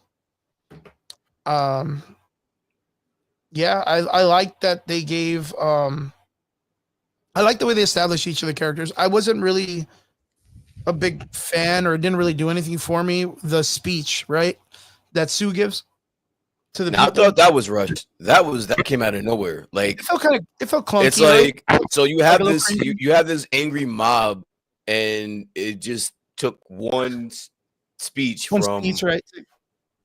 But honestly, a lot of people gravitated towards that shit. So I don't know. Yeah, you were telling me that you had people in your theater that were like tearing up and shit, right? At the end when she died, yeah, a lot of people were crying in the theater. That's crazy, man. That's crazy. Derpy, what did you think of that part? Weak, very weak. I'm gonna need an explanation though. Yeah, you got to explain why it would be weak. We're talking about the speech that Sue Storm gives to the people. Yeah, just unnecessary, meaning by weak. Very unnecessary. Like her going out and talking to the people? Yeah. Okay. But it is established that she's a spokesperson for the UN or something like that, right? Right. So a lot of people in that community would probably see her as some type of leader or politician or head, that her needing to come out and rally people with a speech could work. And there was a lot of like homeliness to it. And I like the way that they established this, like, I didn't want to give up my baby for you all, but I don't want to give up you all for my baby. So let's work at this together. Like, I kind of dug it, but I mean, Brian's correct. It was kind of like clunky. It was kind of rushed. It was like, all right, that's all it took. There was something about it that I didn't really like get behind, and I thought it was a little cringy. Again, it's the same thing with the Superman thing. Like, angry mob. When they turned on him, remember? An angry mob is mad at the hero, and he's got to give some dumbass speech. And again, these movies are identical. So they're tropey, right? They kind of all follow the same format. Exactly. If you really think about it, these movies are identical. It's just that Superman came out first. Yeah. These, like, it's almost as if like the writers for both were like eavesdropping on both each other. I'm gonna do this. It's like it's so similar that, like, if you like one, you gotta like the other one, because you're gonna have the same, or at least be in the same format with it. Yeah, right? you're gonna have the same issues with both of them. That's my only thing. No, I agree. I agree. That reminded me, that scene reminded me of not the Superman speech, but on how when Superman, they bring out all the fucking video of the dad talking about the harem and the sex and all this other stuff, and everybody was like, "Oh, fuck you, Superman, you piece of shit!" Like, everybody just turned on him real quick, almost like they didn't have 30 years of him saving everyone's fucking life in some way, right? Yep. Like, I was very much like, and you heard me talk about that, where I was like, "Yo, that fucking felt horrible." Like, I didn't know how anybody would, because you had everybody turn against him. And then later on, that dude, the halal guy, the one that makes the sandwiches, was still kind of rooting for him when they were in prison and he gets shot. And I was kind of like, wait, wasn't he part of the mob that was like, "Hey, fucking Superman, you fucking bastard, you shouldn't do that shit"? You know what I mean? Like, I don't know. There is a lot of weird correlation for this stuff. What else? What did you guys? Yeah, I was gonna say, what do you think about visually? How did it work for you? the ship when they get into Galactus's place, it reminded me of Nowhere. Like there was so much shit going on in the background that I was like, yo, this is cool, man. I like that. Like he had just destroyed the world, and there was nothing left. Like there was just crumbs of that motherfucking place left over, right? I will give you that. That was probably my favorite part. One of the favorite. Yeah, that was really cool. And then they go and they're seeing his power finally correctly. And then like the other thing too was like they're walking in the ship, like the Galactus chick or the surfer's like, yo, come with me. Galactus wants an audience with you. He thinks you're worthy of this shit, right? And they're walking through, and it's very much like the Matrix. Like you remember that scene where Neo gets to the fucking the mechanical city? Like there's just shit moving, like fucking pieces going. And you're watching that one thing crumble up, all the stone and the rock and just fucking everything up. Like you're kind of like just taken by the magnitude of how big everything is compared to the Fantastic Four. Mm-hmm. And I fucking loved when they go out and they see like this like vast void of nothingness. And they're like, so where's this dude at? They're expecting like just a dude. Mm-hmm. And then all of a sudden, you know, Galactus wants to say, what's up, bitches? And then all of a sudden you just see the lights. Boom. And I was like, fuck, that's the way we've got him in like every media that does animations of him. That was probably one of the greatest motherfucking visuals I'd ever seen. Like that really hit me. Like that hit me fucking hard. Like I was like, holy shit. For me, the visuals carried that. The visuals carried this movie for me. So I wasn't expecting much because you know we've got so many Marvel, bad iterations of the Fantastic Four. Yeah, it's just. But I was shocked, and now again I was shocked at the Silver Surfer. I think that Julia Gardner did a really good job. I know everybody was disappointed that, you know, we didn't get the Norrin Radd, but I'm sure we'll get him at some point. But for this story, it worked. Again, it wasn't something that you had to think too much about. It was just on autopilot the entire time. Like you said, they played it safe. And for this movie, playing it safe, it worked. It works. And a lot of people agree. So it works. I mean, it does. And it's like, it's almost like, for years they have been working in a negative, and now they just got back to some of a positive, like the zero, like they're back to a regular format of film, which again, I think that's a really shitty way to run it because you've had so many years of just getting the template. And yeah, we complain about it, but at least it was making money, selling tickets and making the majority of people happy. But again, like you said, phase 4 and 5, they did just a bunch of weird shit that they were trying to like push or whatever. And they were allowing people to come in and do their own thing and push their own things and take over and do their own stuff. And like you said, I kind of feel like it's good. And I'm feeling way more happy that Kevin Feige's like tying up his fucking belt like for once and just being out there being like, hey guys, you know what? Like we tried for the 2, I'm not even going to fucking mention how many films they did that were fucking stupid. But Kevin Feige had the interview where he basically said that. He basically said, you know, we dropped the ball. We dropped the ball and we're course correcting it now. So this movie is kind of in line with that. Like they're not going to take too many chances. But where does that put us? Like where does that put us in the factor that we would call these movies out for being shit? And then Kevin Feige and all these other people are like, nah, you guys are fucking trash. These movies are great. You're just shitty people. Like, where does that go when they finally say, hey, you know what? Yeah, they got us. We fucked up. Sorry. And then you had like a whole entire section of dudes that were like, nah, these fucking movies were the best. You all are shit. And you know what I mean? Like, there's a weird dynamic in the community that does that shit. Yeah, but again, I'm not going to, and I don't think Kevin Feige is going to argue with, and this is another thing, and this is another thing that I've realized is that because we're on Twitter and we're on the internet and we troll each other so much, we think that the people that we're talking to is part of a bigger community, and it's not. It's a minority, a very small minority, but a loud small minority that we think is bigger than what it is. The numbers are what count. The numbers are what going to get Kevin Feige's attention. The numbers aren't there. So phase 4 and 5 the numbers just aren't there like they used to be.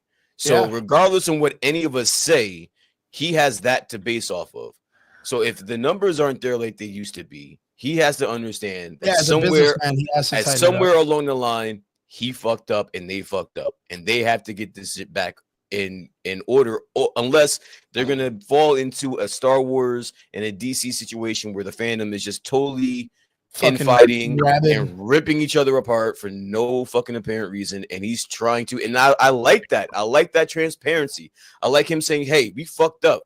We're gonna slow it down. We're gonna get the shit back. Just stick with us." I'd rather that as opposed to an executive fighting with people online and trolling people online and just agitating the fucking fan base. Like, I'd rather someone just be like, you know what, we fucked up. We're gonna slow it down. That Disney Plus shit, it didn't work. So we're gonna cut down to maybe like one movie a year, one show a year. We're not gonna fatigue you guys. It ain't gonna be on us. If anybody else wants to do something else, that's on them. But from us, you're gonna get quality. That's gonna be paramount to us. We're gonna focus on that. And I appreciate that because they've been doing a shit job. Yeah, I think I think Phase 4 and Phase 5 is really shit the bed. I think this is a really, like you said, a great step in the right direction. Fantastic Four kind of, it puts it back. And I think this was a better film than Thunderbolts.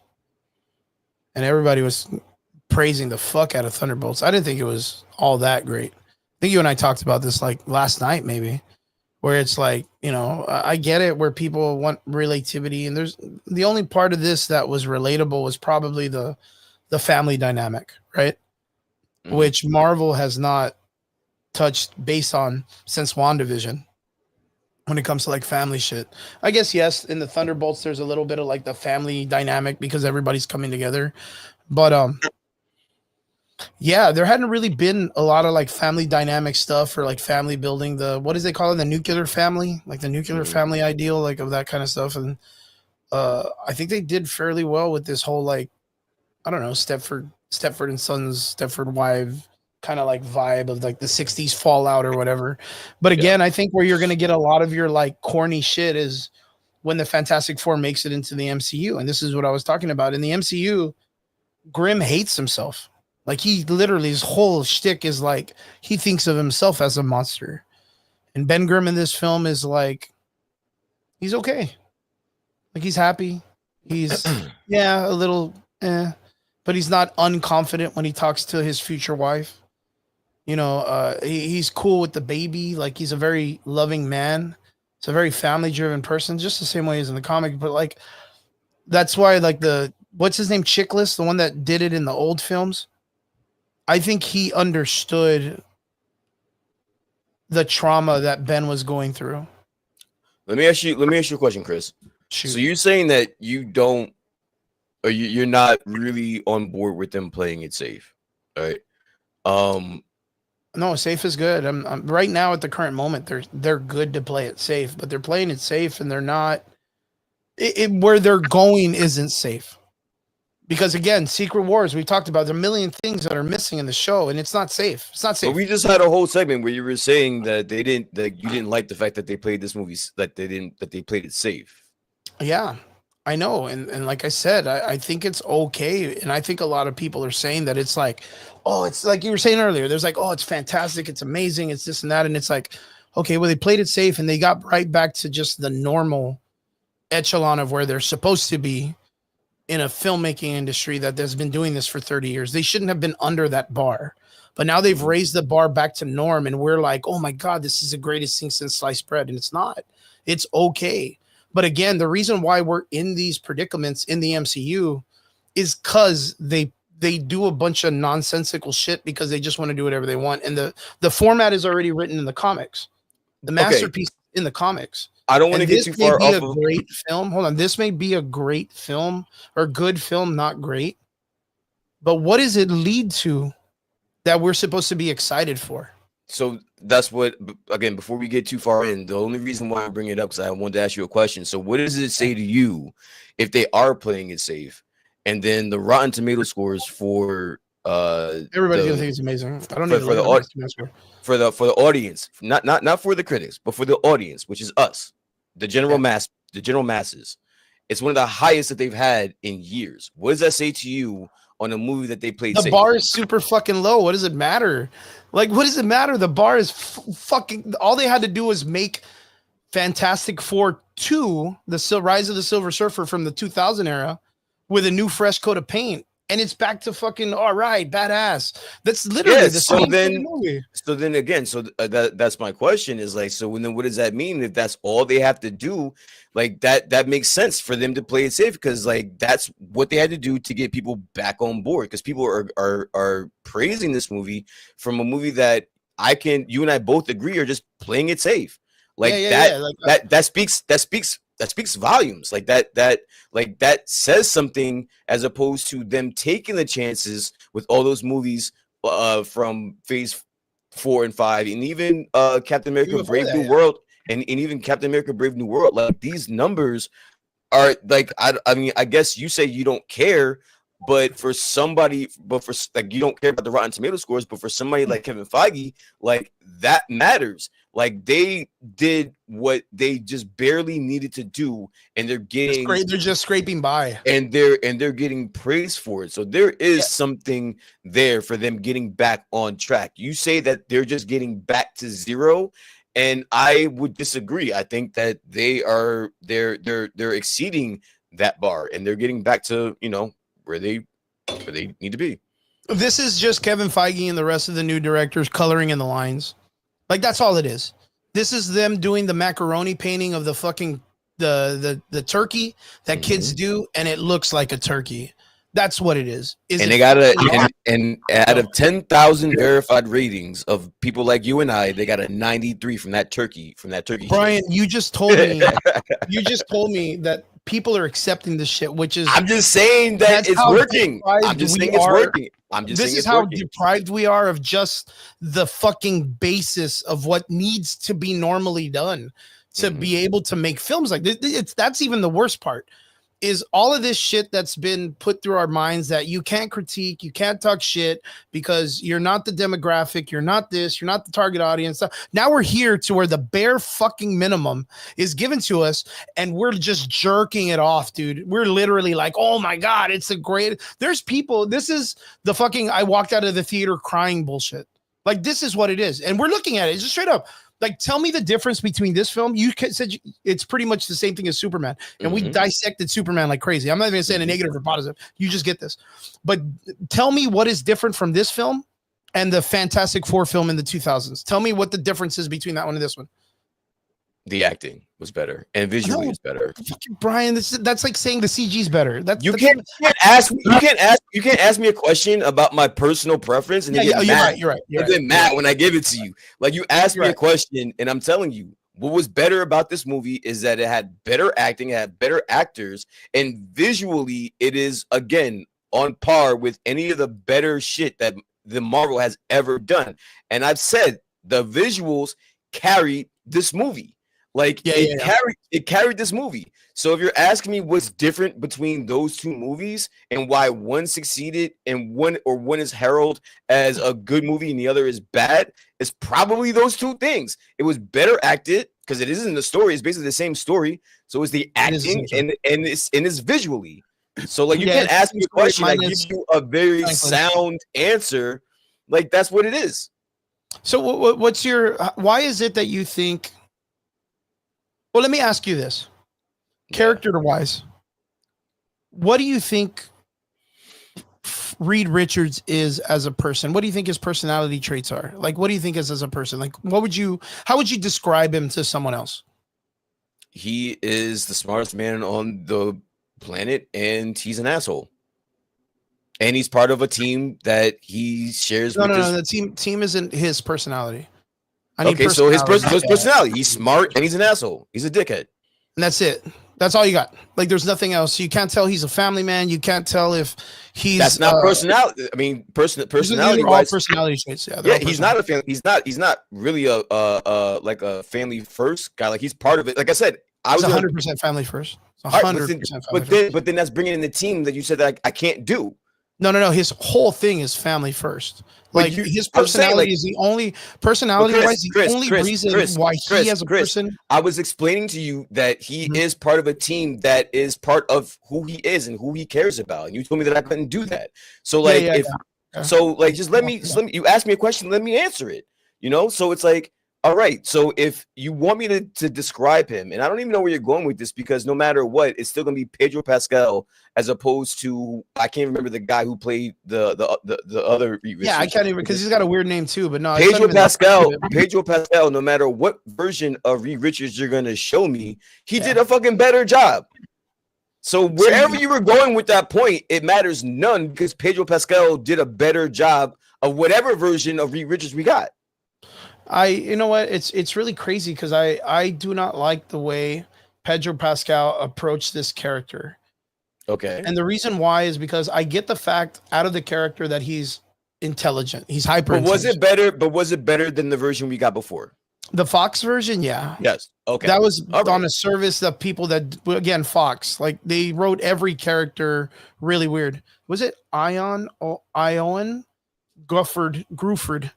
Yes, So I'm that pretty guy. sure that's where you were going with that. And as long as you can acknowledge that this version, no matter how you feel about Pedro Pascal depicting this version of Reed Richards, if you thought it's still a better version than what you were just about to compare it to, then I'm not exactly sure what we're talking about then. I think out of the group, acting wise, I think the weakest, I think the strongest character, of course, was more written was Sue Storm. Okay. And then I think the Thing, who didn't really do a lot, but did very well for his like gentle giant character, did very well. I think from there it then goes to Pedro Pascal, and then it goes to the Johnny Storm guy. I think that was my format in the weakest to strongest. I think Sue Storm was written very well, but I didn't get the angsty girl who falls in love with the nerd because he's like the, like, I don't know. I didn't feel like it was like, because that was the whole thing of the origin story of the Fantastic Four. Because again, I could ask everyone here, minus the fact on how they get their powers, tell me something about Reed Richards that you know.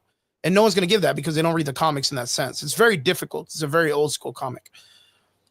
The way that I feel like Pedro Pascal approached Reed Richards in this as an actor is, I want to say that he almost puts him on this like kind of like the genius people that have like, they're on a spectrum where they only focus on the problem in the now, but there's no emotional content to anybody. And during the whole entire film, I never felt the dynamic of the love interest between Reed and Sue. I never felt that. Even when he's talking to Ben Grimm, I never felt like a brotherhood amongst them, which I don't know if it's a positive thing or a negative thing, because it works very well on distancing the characters between other characters they're going to have to engage with across the MCU. But wouldn't that be a writing issue? That's a writing. That's something that needs to be written. That's something that needs to be written in there. That's not on Pedro Pascal. That's a writing issue, because that's not written for him to portray. No, they have to approach this in their own ways. They have to approach this on how they feel as an actor. And they have you can't have a script where you're not supposed to show a lot. Like you can't, like you can't just ad lib because you feel like you should be showing more love towards Sue. It's not in the script. Again, like I'm saying, me, myself, I felt very disconnected from the relationship value of the dynamics between Reed and Sue Storm. I thought it was just a very generic, like, oh, I love you, very Stepford wife, and I think that's what the format they went with because of the timeline. And then at the very end, we get the sacrifice, and then Reed, of course, is very, very emotional, which he never shows through the whole film. So when the end happened, I felt very disconnected on the playing, how Pedro Pascal did all of it. Like, it really disconnected me at the end. Now, you're saying the death of Sue Storm really got a lot of people in the theaters. But you were, you felt the dynamics from Pedro Pascal when she died. Like, you felt that was coherent with the way he played the character throughout the film. I mean, you personally, I don't have that same sentiment as you. I thought that his relationship with his wife was probably explored more than anything else in this movie, and just the dynamic, and like that's a real relationship. Like a lot of people that watch that movie, they identify with that. Just again, like you're a single guy, right? So like, so a person that's been married 10 years, this movie is going to hit differently because they're going to be able to identify with some of the things that were going on in that movie.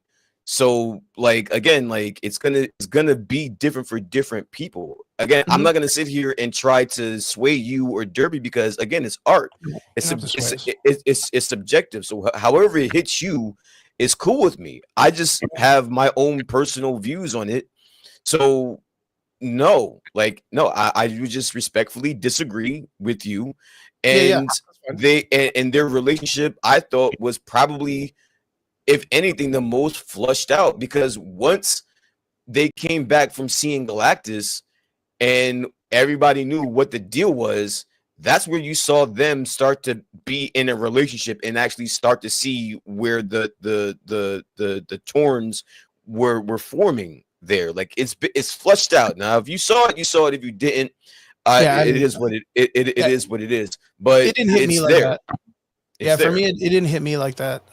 Even when they come back from Galactus, I just felt like, of course, the way it's approached is Reed Richards' character is constantly in this dynamic push for to solve the issue, and he has no connection to his family, which is exactly what they did in the other Fantastic Four when he's going to get married, and then he starts fucking with the whole defense system for the world, and there's a whole bunch of shit. This is the same factor. But yeah, I didn't feel that. Like, I felt the strong connection from the Vanessa Kirby Sue Storm character, but not the Reed Richards as the way he played it. And again, at the end, it felt very disconnected for me with the crying scene. Like, I get that she sacrifices herself because her character is established through and through during the film that that's what she would do, but Reed wouldn't do that. Like, Reed was willing to give everything else up to win, and she was willing to give herself up to win. So I guess that's the way they wrote the characters. How they approach them is different. Johnny Storm's character, like I said, was probably the weakest for me, even though I really, really liked that they gave him his intelligence. They didn't remove his intelligence. They didn't make him just some fucking dude that just liked to bang and just turn on his shit and fuck movie stars. Like, he was intelligent. He is a fucking physicist, and they gave him his fucking stars. Like, they gave him his fucking flowers, and I really dug that. I just feel like the way the guy approached it, he's kind of coming off as this, like, I want to be young, but I'm not young looking. So, but he's kind of still playing a lot of like the immature role, which I don't know. I wasn't really vibing with, but I think it'll work out more when he makes it into the 616. Again, I think all of these guys are going to pay off when they make it into the 616. I think Ben Grimm, and this is what I was talking about, I think Ben Grimm is probably one of the strongest. If not, maybe he could be above Sue Storm, because he's just such a beautifully written, the heart of the movie. Like, I literally think Ben Grimm is like the heart of the film. He's the backbone. He keeps everybody together. Sue Storm is the confident front, headstrong. And then Reed is the glue that keeps everybody together. And Johnny Storm just keeps it hot, or whatever the fuck he does. I don't know. But Ben Grimm, I think through and through, is probably the most grounded character, the most taking care of the child, being confident, being friendly with the community, being out there amongst people. But in the comic books, Yancey Street, everybody fucking wants to jump him on that street. That's where he grew up. So he's not well accepted in that area. He's literally hated. Like, a lot of people are scared of him. Nobody likes to be around him. And that's why he feels like a monster. And I feel like the way they wrote this, and it's if they did this way, I think it's a very smart move, that in this world, all of them are just accepted the way they are, and everyone just loves them. And then when they get into the 616, people are going to be like, ugh, fucking weird, gross rock monster. And it's really going to start fucking with him. Like, you know what I mean? Like, he's not going to be loved anymore. He's going to be looked at like a freak. Johnny Storm will be like this cool, like, oh, fuck, we don't have a guy that lights on fire. You know, what a hot dude, or whatever the fuck. You know what I mean? Like, I kind of feel like there's this switch of the characters on how they're going to be represented correctly from the comic book once they get into the 616 on the little tropes that are from the comics. And if that's the way they do it, I think that would be really, really cool. I really think that's Turpy just bounced out, man. He didn't like, I guess, the smoke or something. Nah, he's probably crashed out. It's late for him. But you get what I'm saying, though, Brian? Yeah. Yeah. So, again, I like Sue Storm's character, like I said, was like an amazing woman character. And I feel like that's probably like a first, other than what's the chick's name from Iron Man? Penny? No. Pepper Potts. Which one? Pepper, right? Like she's very much like a Pepper Potts character, like very strong-willed and not strong-willed to where like it's kind of obnoxious. It's just, it's clean, like a very motherly character. So yeah, I think, like I said earlier, I think Pedro Pascal, the way he approached it was I think it might pay off later when he starts getting into like, I don't know why it comes to mind, but like Chris Pratt's Star-Lord, like when he starts engaging with those kind of characters, he's going to be like kind of annoyed by people like that. Mm-hmm. Like he's going to feel very like don't touch me. Very, I got my own personal bubble. Like don't, you know what, intrude or whatever. Yeah. There's a little bit of things that I think the banter will pay off later in the MCU, but for this one, it was okay because it works in the dynamic of the environment that they're in and the time frame that they're in.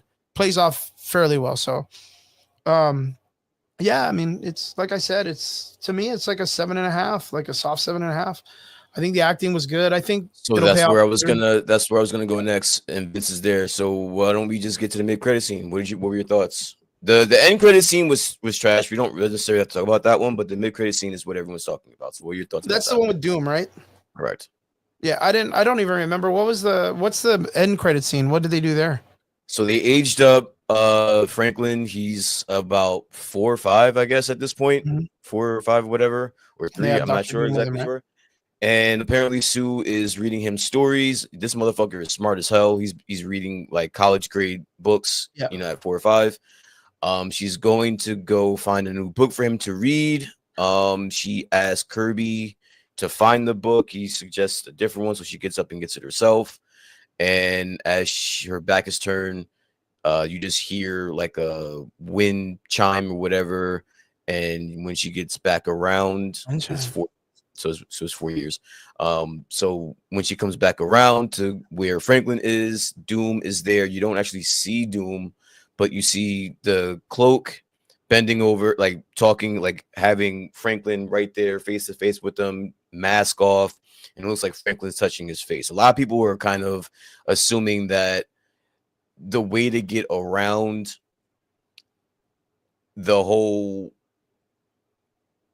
Tony's, I guess, Robert Downey Jr. not having a fucked up face like Doom usually does is because Franklin is going to heal his face, and now we have a Tony Stark walking around. If that makes any sense. Yeah, no, that's all right. Like that's not too crazy. But comic book reference, when the Fantastic Four rewrites the all new, all different universe, after we see the fight between Dr. Doom and Reed Richards in the White Room, he fixes him as kind of like a nod to be like, we want the Fantastic Four, you know, Reed Richards is acknowledged by Dr. Doom like that. He would have done it right.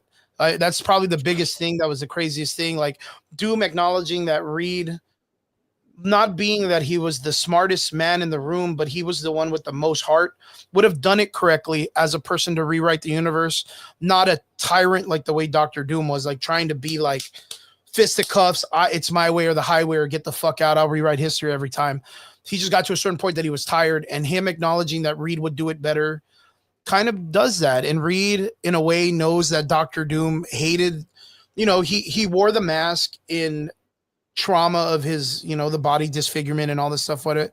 And in the comics, when the all new, all different is there, Reed, Victor takes his mask off and he sees that he's back to being the handsome dude that he was always at in college or whatever. And he starts laughing kind of like the fucking Arnold Schwarzenegger, you son of a bitch. Like, you know what I mean? Like, you got me. Hey man, well, thank you or whatever. And then, you know, he fucks off. The Fantastic Four fucks off and makes universes.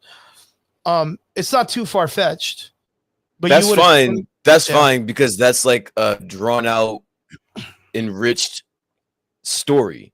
Yeah, so it's part of it. Yeah, I feel like but this particularly, how do you feel with them not doing any of that and just having the baby, a 4-year-old, just heal his face so that we can just be fine with having a Robert Downey Jr. and him not having to walk around and just having the mask on the entire time.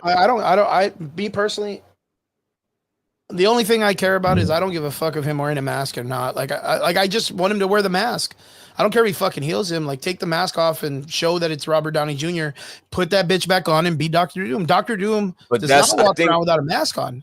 But I think that's the whole point, though, Chris. Is like, so Robert Downey Jr. is not going to be wearing this mask 24/7. We're not getting that version of Doom. Like when you pay Robert Downey Jr. Yeah, when you're paying Robert Downey Jr. the amount of money that they're paying him, he's not going to be walking around with the mask on. He only wears the mask. He only wears the mask to hide the disfigured face. If Franklin clears his face, that gives them total clear runway for them to take the mask off, take it on, put it on, do whatever the fuck they want to do at that point. How do you feel about that? Yeah, well, then it ain't Doom. It's just Robert Downey Jr. in a cape. It's just Tony Stark in a cape. Like, that's just acting different. Like, like I said before, like, I think Robert Downey Jr. is an amazing fucking actor. Like, I really, really do. I think, you know, from him doing Tony Stark to doing Sherlock, I love him in Sherlock Holmes. I think he's a fucking animal in that movie. He does it all, man. He does it all. Him coming into this movie and being like, well, if you want me in this film, I'll wear the mask for 5 minutes and you're going to have to see my face. I'm going to be like, dude, come on, bro. Like Carl Urban or what's his name? Keith Urban or whatever the fuck. Like he wore the whole Judge Dredd helmet because he knew that character is Judge Dredd. And like, you would assume that a man like Robert Downey Jr. gets it. He fucking gets it. Like he's probably 75% in an Iron Man costume and 25% with it off. Like in just the regular Iron Man shit. And he knows how important Iron Man was in the comics to always have that fucking that shit on. You would assume that he would be like, takes it off, shows that he's Downey, and then like 90% of the time, 85% of the time, they'll have the moment where they do the Man in the Iron Mask. They take it off. Someone rubs his face out of like an I love you. Remember, he's supposed to take the mind and steal Sue Storm and the kids and everybody from Reed because he just hates him. So there will be that like affection, like, oh, you handsome man with all his bullshit on his face because he's super disfigured, man. He's just fucked up.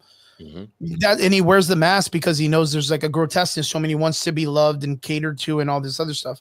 So even if we get Robert Downey Jr. without a mask, I don't want it to be just a little scar. Like I want it like full on fucking Anakin, there's no shot you're getting that. No shot. There's no shot you're getting that. And this is just a fan theory. This hasn't been confirmed, obviously. I just want your thoughts on, you know, I don't know if you saw that going around online, but I just wanted to get your thoughts on what, you know, how would you be cool about that? Because again, nobody would assume that they'd be like, yo, let's bring back Robert Downey Jr. and then fuck his whole face up and put him in a mask. And everybody's expecting to see him. Everybody's going to be like, yo, he's going to take his mask off and all the Avengers are going to be like, holy shit. But it's like, who gives a fuck if all the Avengers are all evil? Because that was the other story too, was like Captain Hydra, the Black Widow chick's evil, the fucking Hulk is evil. Like everyone's got like an evil persona and there's all the original fucking Avengers. So who the fuck cares? It would be what, just Tom Holland? Maybe War Machine that would be like, oh no, fucking Tony, no. Like no one else is there that gives a fuck about him being Tony Stark. Like none of the characters have no correlation to Tony Stark in a personal matter. None of them except for Spider-Man. Think of anyone. Strange, Doctor Strange, maybe. Everybody in the MCU has a. No, everybody. Everyone in the 616 has a relationship with him. Everyone loves him. Don't get me wrong, but nobody's connected to him in a personal matter. None of the people are connected in a personal matter. Name any of the new characters that have any correlation after or from before his death, other than Spider-Man, Pepper, and Doctor Strange. Mark Ruffalo, the Hulk, Captain America. He's been there since day one. We don't know where he is. No, I'm talking about like Anthony Mackie, Captain America, Falcon, if you want to. Yeah. He's been there since day one. Bucky. It's all the main people of the new team. I'm answering. No, but that's still Bucky. I mean, Bucky literally fought Tony and killed his parents, so he has a connection with them. So there's a lot of people still left. There's more older people than newer people. No. Moon Knight. I can name you like right off the top of my hand. Okay. The entire Young Avenger cast have no connection other than, like I said, Spider-Man. Why are you bringing in the Young Avengers in this? Where like, the reason why I say the Young Avengers because I don't want to have to name all 6 of them. I don't want to think Loki maybe. Loki if it's not even the same one, Loki, but yeah, sure. They don't engage until after. I guess they had the little engagement. Don't do that, Chris. Town. Don't do that. Loki for sure. Okay. This is not the same Loki though. It's not the same Loki. It's Loki. It's Loki. He knows who the fuck Robert Downey. He knows who Iron Man is. War Machine. Bucky, War Machine. Mark Ruffalo. Okay, we're going to it. Mark Ruffalo, Bucky. We haven't seen Captain America, but he's old from what we remember. He's an old guy, but we don't know where he is. But Falcon. we'll say Falcon, right? Winter Soldier. Spider-Man. Winter Soldier. Wait, hold on. Winter Soldier. Yep. Sam Jackson, Nicolas Cage, right? Nick Fury. Mm-hmm. Nicolas Cage. Did you hear me say Nicolas Cage? Okay. Fuck, dude. Doctor Strange. Doctor Strange, that's 8. Wong, he got invited to the wedding. Got it. Yeah. Pepper, who's not an Avenger, but is an Avenger. I mean, you would assume name new. Name new? Like I said, that don't know him, like in a personal. Mm-hmm. America Chavez, Hawkeye the girl, Miss Marvel. Miss Marvel definitely knows who Kamala Khan does not know Tony Stark on a personal level. Okay, fair enough. And we forgot Captain Marvel, by the way. We forgot Captain Marvel knows him. No, I said Captain Marvel. Oh, I didn't hear you say Captain Marvel. I said Carol Danvers. Yeah, okay. But the girl, what was the other one? Didn't know him. What was her? The chick, Monica Rambeau. Monica Rambeau didn't know Tony Stark. Monica Rambeau definitely knows Tony Stark, bro. No, they that's the thing. They know him, but they didn't know him as a person. The only people that knew him as a person were at his funeral. But still, that's it. But still, even if they don't know him personally, they know him as They know him as Iron Man. If he comes back as Doom, fucking shit up, that's gonna fuck people up, whether they know him or not. They're gonna see it and they're gonna be like, "Holy shit, wasn't that dude?" So that's the whole point. Like that's the whole. Like I get you're saying like I get what you're saying, but regardless of whether they know on a personal on a personal level or not, it's Tony Stark in the 616. If he comes back as Doom, people know him for his fame. Regardless, if they don't, if he comes back as Doom fucking shit up, that's gonna mess with them because Robert Downey Jr. comes back as Robert Downey Jr. fucking shit up with the face of Tony Stark. Robert Downey Jr. Tony Stark. So like the point that you're making is factual, but it's kind of like a minor part in this because it's everyone knows who Tony Stark is, everyone knows his face, everyone knows what he did. He sacrificed his life. Mm-hmm. A commoner human being in the 616 knows that he sacrificed his life for them. That he's Thanos. Everyone knows that. So if you don't think America Chavez knows that, if you don't think fucking Kamala Khan knows that, if you don't think everyone else in the 616 understands that, and when they come back, that's the whole reason for. You see, like Chris, America Chavez is Chris. All right, because Doctor Strange is going to be the one that did. Don't get hung up on that. Yeah. The whole reason for them getting Robert Downey Jr. is for that one specific part, for that one specific fact. Yeah, for that one playoff. Everyone knows Tony Stark's face and what he did, regardless if you knew him personally or not. Him coming back as Doom, that's the whole reason why they're doing it. So do you think, and this is just speculating, right, in the concept of it, do you think that Tony Stark is going to grab the child? And then what does he do from there? Like, he just goes to the 616? Like, why, though? Like, do you think, because Battleworld, right? Like, let's just establish that there's eventually going to be a Battleworld scenario, right? Because that's been, like, speculation. But you would assume that when Battleworld happens, the history from the previous universes collapsing and all this shit, all that shit's going to be wiped from everybody's minds. So the concept of it being Robert Downey or not doesn't matter. They just see Doom is Doom. And the 6 people or 7 people or 12 people that are on the life raft that are going to survive because that's a part of the story, or if they're going to do the championship, those people that are removed from their universes and put on Battleworld will have their memories in some way wiped. That's it. That's it. It's just those people. So even if this is the payoff, like, where do you think they put the payoff at then? Like, Robert Downey Jr. comes to the 616 for what? Or does it go directly into Battleworld, like him creating the alternate universe once he steals the kid, which is shown at the end of Fence? He's already got the tool. You know what I mean? He's already got it, like, straight up. Like, it's gonna go from here that he's already kidnapped the kid, right? Like we can be safe that that's probably what's gonna happen, right? I'm pretty sure. Yeah, like I mean, he fucking has the kid in his hands. There's no way Sue Storm and all her fucking bullshit's gonna stop this dude. Minus if Galactus can figure out that this kid is probably the almighty powerful of the universe of all universes, I'm pretty sure. Yeah, Robert Downey's Doom. I'm pretty sure Doom can figure that out as well. So now, mind you, I don't know how many people saw this or even acknowledged it. You saw in the UN the missing seat, right? From the Latveria. Yep. That's Latveria. That's Doctor Doom. This is assuming that Doctor Doom is not their Doctor Doom already. But we don't even touch base on that. So that's a whole other movie that we got to wait for them to establish this shit.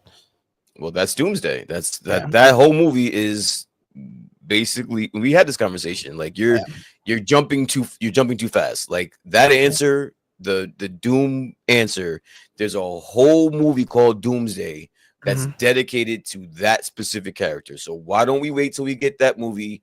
If they don't flush it out correctly, then we can revisit this.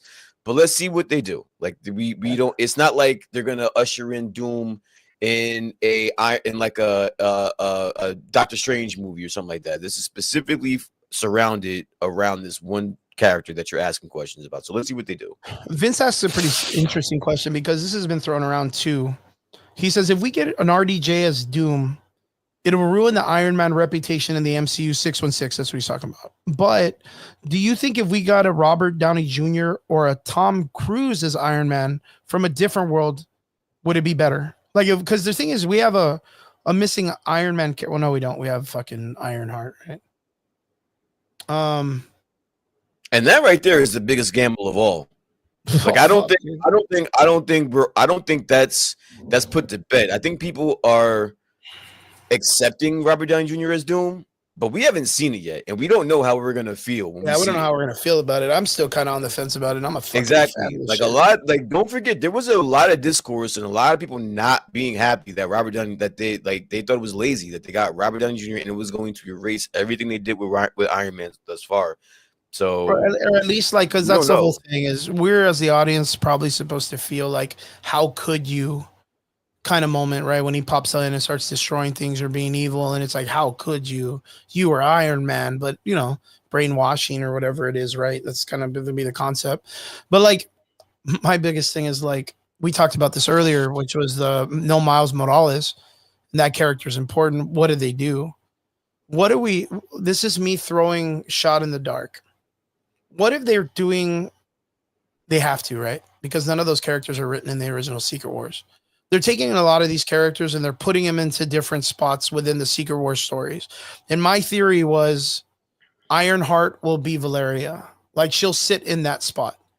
And Ironheart, since she's a genius and now uses magic, puts her with Doctor Strange, gives her the concept of being the Doom story as to how she gets her loving character, which is the mother back in the Doom story, but her for the Natalie, I think the character's name, Natalie, getting Natalie back from the Mephisto storyline, right? I think we get Valeria. I don't think we're going to get a stand. No, we're not getting Valeria. We can't. Vanessa Kirby is pregnant right now filming. Like she's pregnant right now in real life. She's pregnant right now filming. Huh? Yeah. That's in real life though. That's not the movie. But she's filming right, like they're filming the movies right now. So like, and the script is not done. I don't know if you noticed that, but the script for any, just hear me out 1 second before you dismiss. Yeah, no, I got you. I'm just thinking in my head. Just listen 1 second. So she's pregnant right now on set filming they're filming as we speak. I don't think it's out of the realm that they're going to use that to bring in another child for Sue Storm. Like she's literally pregnant as we speak, so I don't think there's gonna be a standard for Valeria. I think we're gonna get a real Valeria just because she's pregnant in real life, and that could just write that itself. And you would rather do that than usher in Ironheart. Like of all characters, you're gonna have Ironheart in that role. No, that's again that's horrible. That's a horrible idea. Decision. That's a horrible idea. And again, I'm taking Kevin Feige at his word. They're trying to be smarter about this. Trying to do the right thing, right? You have Vanessa Kirby pregnant. Just use that. The script's not done. Write in Valeria and call it a day. So the reason why I say this is because in the film they give a nod to it, and they're like, "Is it twins?" And they're like, "No, no twins. It's just a kid by itself." Which straight up being like, that was going to be the first thing that fans of the Fantastic Four would say about Franklin being born is Valeria has to be born. Like I even mentioned this like weeks ago, because you cannot have the Doomsday story with Valeria not busting them being the smartest person in the universe and acknowledged as the smartest person above her father. But mind you, in the comic books, during the 2015 push for all the weird characters and the Ironheart and the Jane Fosters and all that stuff, Riri Williams was said to be smarter than Reed Williams or Reed Richards. She was told, and the Ironheart series does not establish that very well. But if she was to come out, survive, be this like Iron Man-ish character following the Doom assets in her storyline rather than what they wrote for her, which didn't work, them just taking from the Doom character in the comics, not in the movie. And putting them there, you have her having a relationship with Doom, which was in the comics because she was trying to do this with Doom during that time after Tony Stark dies, and having a relationship with Doctor Strange, who, mind you, is mentioned in her film already or her series.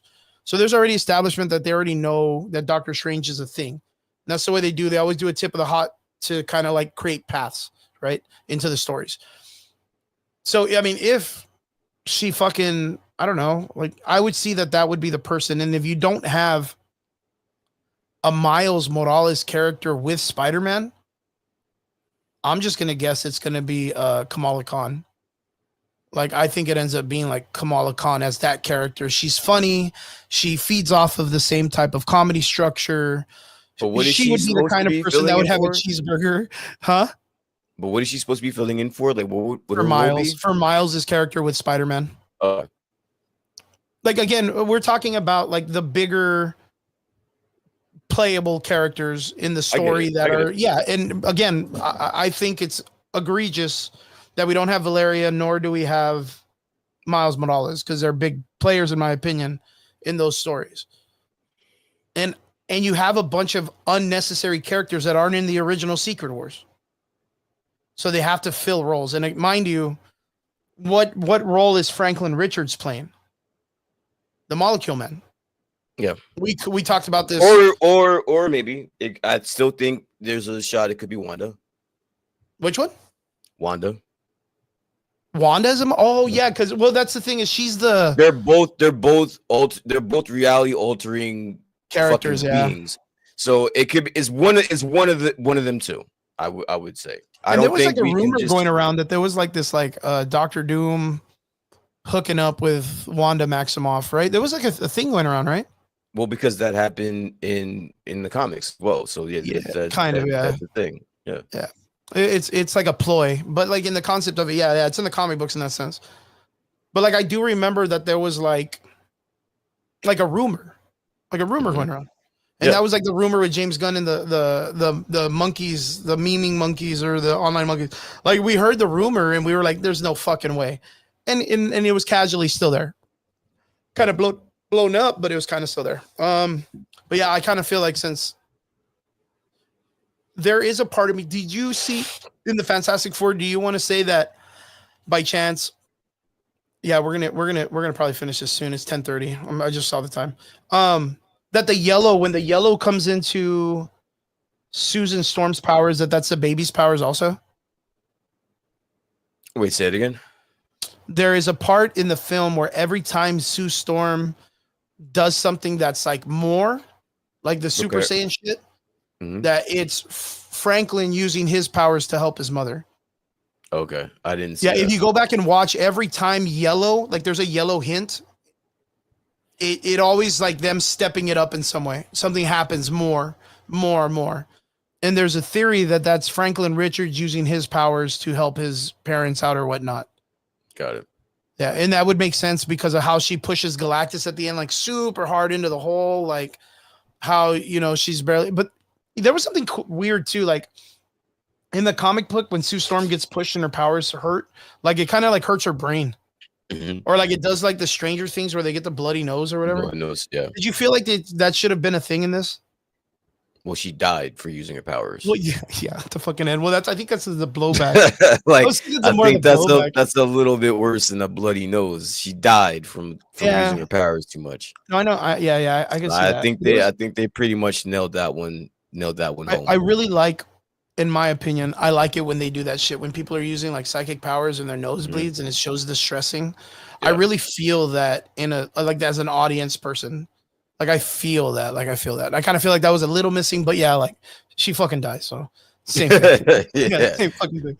I think the movie was good, and like you said, like it's not great, but it's got its problems. Yeah, it's got its problems. Yeah. Every movie has. I haven't seen a movie without problems in a very, very long time, but it's manageable. Like it does the job. It does what it's supposed to do. It's not supposed to blow your socks off. It's literally just supposed to introduce this family and get you prepared for what's coming next. Yeah. That's literally the only job that they were supposed to do. I like the vibes. I enjoyed the visuals. The soundtrack was okay. I don't think it's as hyped as a lot of people are saying. Like a bunch of people just saying Fantastic Four in different octave really doesn't do it for me. But I mean, it's all right. I was kind of annoyed from all the commercials and all that shit. But like, Marvel does some really great soundtracks. 37 movies. They gotta fuck up once or twice, right? But that's never been a big thing for me either. Guardians is probably still the greatest soundtrack on the planet. Like, fucking greatest soundtrack. Yeah, I think the movie was cool. Like, I thought it was all right. Now let me ask you. Shoot. Rewatchability for both this film and Superman. Where do you put it? Like, where do you put the rewatchability on both of them? I've talked to people that have like, I've seen Superman like 3 or 4 times. I think I told you, like, Angry Joe, who, mind you, I can barely stand the guy, but I was like, I want to see what this guy thought. He loves Superman, like the way Derpy does. And he's like, I didn't like it at first, but like 4 or 5 times in, like, I'm starting to dig it. And in my mind, I'm like, bro, it's not supposed to work that way. Like, I'm gonna be honest with you. Neither one of these movies am I rushing. Like, if I had a gun to my head, probably Fantastic Four. But I'm never watching Superman again. I'm not doing that, and at least not in the movie theaters. I'm not wasting a ticket on that. Just wait. And it's like a waiting movie. don't. Yeah, if it came out on like a streaming service, yeah, I could watch it. And Fantastic Four, I think, has a slim chance for me to see it again if I'm bored. But I'm not rushing back to see that either. Like, if I had a friend of mine that wanted to go watch it again, I think I would. If they were gonna cover it, there's just like, I wouldn't pay to go watch it again. There's just a lot of dialogue in Fantastic Four, like a lot. Yeah. There's a lot of talking, and it's a different change of pace for superhero films. I'll tell you that much. Yeah, it was just a lot. It was a lot of talking, a lot of exposition, which worked for me the first time. But I think it worked for me the first time, but I don't think I'm gonna want to do that shit again. Yeah, check it out. Look, Javi's watching it right now because there's okay, I'm not gonna mind you. You didn't hear it from me, but there's a pretty great copy of it online already, so you don't have to go too many places. But he says I'm watching it right now, and there is a lot of yellow when she pushes him back. So like that's where she probably gets that extra, you know what I mean? That'd be really cool if it was. And it happens throughout the film too. If you watch, there's a lot of stuff that happens. Okay. I enjoyed the surfer coming in at the last minute. They did a good job of making you forget about this. Yeah, I fucking forgot about the surfer. So I didn't even know. I think there was a part of me that was like, Galactus reaches into the house or the house or the tower, grabs the baby, and she's gonna fuck that thing up. And I was kind of like, yo, where's that fucking bitch? Like, dude, like, what the fuck is going? Like, dude, I was so like, yo, what the fuck, dude? She's not even helping or whatever. And then, boom, she comes in and smashes his ass. I was like, oh, save the day. There she is. I thought it was okay. I'm just gonna put this out there, and this is a nitpick. I thought it was so fucking stupid. For one moment, they're showing Galactus not giving a shit that he's on fire. Like, you know what I mean? Like that he's being burned and, they're not doing shit to him. But this fucking dude is going to grab Mr. Fantastic and stretch him like an asshole. Like that's his enjoyment. I like that part. I liked it. Do you like that? I thought the CG looked like shit too, man. I thought the CG from Mr. Fantastic just looked like wacky. I thought it looked super wacky. There was something about it that just looked like it looked like a 3D model more than it looked like an actual like thing. I don't know. It was super weird. But I thought it was so dumb. I was like, come on, bro. Like, you don't give a shit about the planets, nor the animals or the species, but you're going to take your fucking time to be like, gotcha, bitch. Stretch him out and be like, how far can I go? And he's only like this. Yeah. You'd assume this motherfucker would just go, whoop, like, just like not even give a fuck, dude. You know what I mean? Like, but yeah, I thought that was dumb, but I was kind of like, this is corny, but I get it. It kind of correlates with that kind of film. It's the same shit as like Mr. Fantastic and The Incredibles or the wife or whatever. But they do like the whole stretchy scene with her and all that shit. Like you got to do that like at least once or twice. Vince says I'm rewatching it like 5 to 7 times easy, but I dislike the 3rd times I saw Superman. Okay, so you're digging Fantastic Four. Cool. Yeah. So again, Fantastic Four finally came out. I give it a 7.5. Soft, chill. I think it's going to pay off later on when they start establishing these characters amongst the other MCU characters, and they have to have that fallout personality amongst the real people of the world. Mm-hmm. Like, how do you have a conversation with people that just got out of the 50s? You know what I mean? Yeah. Brian, overall, 8 out of 10. Okay. Fucking A. Again, people, what did you think of the Fantastic Four? We're finally here. We're right at the doorsteps of Marvel's Doomsday, going into Secret Wars, and we finally have the first family in comic book history. What did you guys think? What did you guys like? What did you dislike? Let us know in the comment section. Let us know personal messages, whatever. Hit us up. Like, tell us what you guys think. Brian, what do you got this week going on? Anything crazy? Just working. And that's about it, man. It's the first coming up, bro. Gotta save some money, man. Rent's due. Yeah, 100%. I feel that. The grind, the hustle, we back on it. This week, I got one of our fighters from Combat Sports Institute fighting at Texas Fight League. 2 of them. We got one of them on standby, Raul, my boy Raul Lopez, Bones. He's on standby, and we have Noah, the humble Ibarra. He's going to be fighting at TFL, I believe 5 in Brownsville. So we'll be out there doing amateur fights. Weigh-ins are probably Friday. What's the next movie? That's a good question. What comes after this now? Is it Doomsday? No, Spider-Man's next. I think. Spider-Man? Or is that in between? Yeah. I think Spider-Man's next. Or it might be Doomsday. Did you say they released some pictures of the Punisher already? They're releasing pictures of the special he's doing, the special that the Punisher's doing. Nice, dude. Nice. Yeah, I saw that yesterday. I thought that was pretty cool. It should be, I guess, Spider-Man, right? I think so. It's either Spider-Man or Doomsday. I think it's either going to be Doomsday, Spider-Man, and then Secret Wars, or it's going to be Spider-Man and then Doomsday and Secret Wars. It's going to be one of those. It's nuts to know that we're that close already. Yeah. It's way crazier than I thought. I didn't even know we were that close. But there you go, guys. If you guys hear anything media-wise, nerd-wise, let us know in the comments. Let us know on our social media. Thank you guys so much again. If you got to jump in from Kick, thank you guys so much. If you have Kick, join us. We're going to be there. We're going to try to keep that going. We have Twitch too, but the program that I have only allows us like 3 streams, and I want to make sure we have our Facebook and our YouTube guys. So we're going to jump between Twitch and Kick. You guys let us know what you guys think. We really appreciate each and every one of you guys. Thank you for tuning in to all our extraordinary listeners. We hope you had a great time at the theaters. Yeah. We'll see you guys again next Sunday here on the Average Boys Podcast. Thank you guys so much. Brian, thank you so much too, brother. Yes, sir. Yes, sir. Thanks, Derpy, wherever that guy went. Always sleeping on the job. Corbin Dallas, my man. Brian, I'll see you later. Later, right, everybody. Peace, guys.